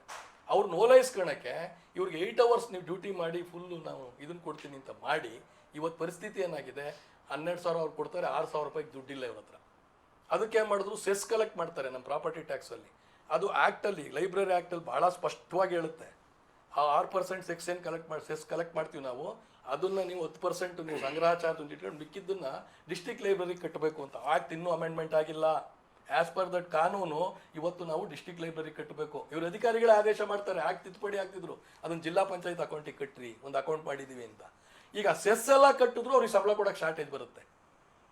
ಯಾಕೆಂದರೆ ಒಂದು ಪಂಚಾಯತಿ 6,600 ರೂಪಾಯಿ ಕೊಡಬೇಕಂದ್ರೆ 1,20,000 ರೂಪಾಯಿ ಪ್ರಾಪರ್ಟಿ ಟ್ಯಾಕ್ಸ್ ಕಲೆಕ್ಟ್ ಮಾಡಬೇಕು. 95% ಕರ್ನಾಟಕದ ಪಂಚಾಯತಿಗಳಿಗೆ ಅಷ್ಟು ಟ್ಯಾಕ್ಸ್ ಬೇಸೇ ಇಲ್ಲ. ಈಗ ಪಂಚಾಯತಿ ಗ್ರಂಥಪಾಲಕರು ಅತಂತ್ರ. ಈಗ ಅದಕ್ಕೆ ವರ್ಗ 1ರಲ್ಲಿ ಕೊಡಿ, 15ನೇ ಹಣಕಾಸಲ್ಲಿ ಕೊಡಿ. ಹೀಗೆ ನಮ್ಮ ಸ್ವಂತ ಆದಾಯ ಇರ್ಬೋದು, ನಮ್ಮ 15ನೇ ಹಣಕಾಸು ಇರ್ಬೋದು, ಶಾಸನ ಎಲ್ಲವನ್ನು ರಾಜ್ಯ ಸರ್ಕಾರವೇ ಮೇಲಿಂದ ಯೋಜನೆಗಳನ್ನು ರೂಪಿಸಿ ಅದಕ್ಕೆ ಹಣ ಕೊಡಿ ಅಂತ ಹೇಳ್ತಿರೋದ್ರಿಂದ ಅಲ್ಲಿ ನಾವು ಜನಪ್ರತಿನಿಧಿಗಳಿಗಾಗಲಿ ಏನು ಗ್ರಾಮ ಸಭೆಗಾಗಲಿ ವಾರ್ಡ್ ಸಭೆಗಾಗಲಿ ಏನೂ ಬೆಲೆ ಇಲ್ಲ. ಅಲ್ಲಿ ನಿರ್ಣಯಗಳಿಗೆ ಏನೂ ಬೆಲೆ ಇಲ್ಲ. ಈಗ ಸಂಪೂರ್ಣ ನಾವು ಒಂಥರದ ದುರ್ಬಲ ಆಗೋಗ್ಬಿಟ್ಟಿದ್ದೀವಿ. ಎಲ್ಲವೂ ಅಧಿಕಾರಿ ರಾಜ್ಯ ಕೇಂದ್ರೀಕೃತ ಆಗ್ಬಿಟ್ಟಿದೆ. ಮೇಲೆ ಬೆಂಗಳೂರಿನಿಂದ ಪಂಚಾಯತಿಗಳನ್ನು ನಡೆಸ್ತಿದೆ. ಒಂದು ರೀತಿಯಲ್ಲಿ ಗ್ರಾಮ ಪಂಚಾಯತಿಗಳು ಸ್ವತಂತ್ರ ಸರ್ಕಾರಗಳಾಗಿರೋದೆ ರಾಜ್ಯ ಸರ್ಕಾರದ ಬ್ರಾಂಚ್ ಆಫೀಸ್ಗಳಾಗ್ಬಿಟ್ಟಿದೆ. ಹಾಗಾಗಿ ದೊಡ್ಡ ಹೋರಾಟವನ್ನು ಇದು ಸರಿಪಡಿಸ್ಬೇಕು. ಏನು ಬುಡಮೇಲಾಗಿದೆ ವಾಪಸ್ಸು ಬೇರನ್ನು ನೆಲಕ್ಕೆ ಇಳಿಸ್ಬೇಕು ಅನ್ನೋ ಕಾರಣಕ್ಕೆ ನಾವು ಹೋರಾಟವನ್ನು ಮಾಡ್ತಾ ಇದ್ದೀವಿ ಸರ್. ಹಾಗಾಗಿ ಜನ ನಮ್ಮ ಜೊತೆ ನಿಲ್ಲಬೇಕಾಗತ್ತೆ. ನಾವು ದುರ್ಬಲ ಆದರೆ ಸೇವೆ ನಿಂತೋಗ್ತದೆ. ಸೇವೆ ನಿಂತೋದ್ರೆ ಅವ್ರ ಬದುಕಿನ ಮೇಲೆ ಇದು ದೊಡ್ಡ ಪರಿಣಾಮವನ್ನು ಬೀರ್ತದೆ. ಹಾಗಾಗಿ ಜನ ನಮ್ಮ ಜೊತೆ ನಿಲ್ತಾರೆ. ಯಾಕೆಂದರೆ ನಾವು ಎಲ್ಲ ಕಾಲದಲ್ಲೂ ಅವ್ರ ಜೊತೆಯಲ್ಲಿ ನಿಂತಿದ್ದೀವಿ. ನಮ್ಮ ಮೇಲೆ ಅವ್ರಿಗೆ ಆ ನಂಬಿಕೆ ಇದೆ. ಕೋವಿಡ್ ಟೈಮಲ್ಲೆಲ್ಲ ನಾವು ಇಡೀ ದೇಶದಲ್ಲಿ ಕಾರ್ಯಪಡೆ ಮೂಲಕ ನಮ್ಮ ಸದಸ್ಯರು ಮಾಡಿದಂಥ, ನಮ್ಮ ನೌಕರರು ಅಧಿಕಾರಿಗಳು ಮಾಡಿದಂಥ ಸೇವೆ ಇದೆಯಲ್ಲ, ಅದನ್ನು ಯಾರೂ ಮರೆಯೋಕ್ಕಾಗಲ್ಲ. ಅದನ್ನು ನಮ್ಮ ಪ್ರಧಾನಮಂತ್ರಿ ಮೋದಿಯವರು ಆ ಕಾರ್ಯಪಡೆಯನ್ನು ಮನ್ ಕಿ ಬಾತಲ್ಲಿ ಹೊಗಳಿದ್ದಾರೆ.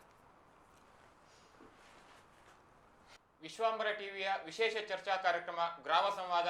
ಈ ಒಂದು ಕಾರ್ಯಕ್ರಮದಲ್ಲಿ ಭಾಗಿಯಾಗಿರುವ ಎಲ್ಲ ಚುನಾಯಿತ ಗ್ರಾಮ ಪಂಚಾಯತಿ ಸದಸ್ಯರಿಗೆ ಹೃತ್ಪೂರ್ವಕವಾದ ಕೃತಜ್ಞತೆಗಳನ್ನು ಸಲ್ಲಿಸ್ತಾ ಇದ್ದೇವೆ.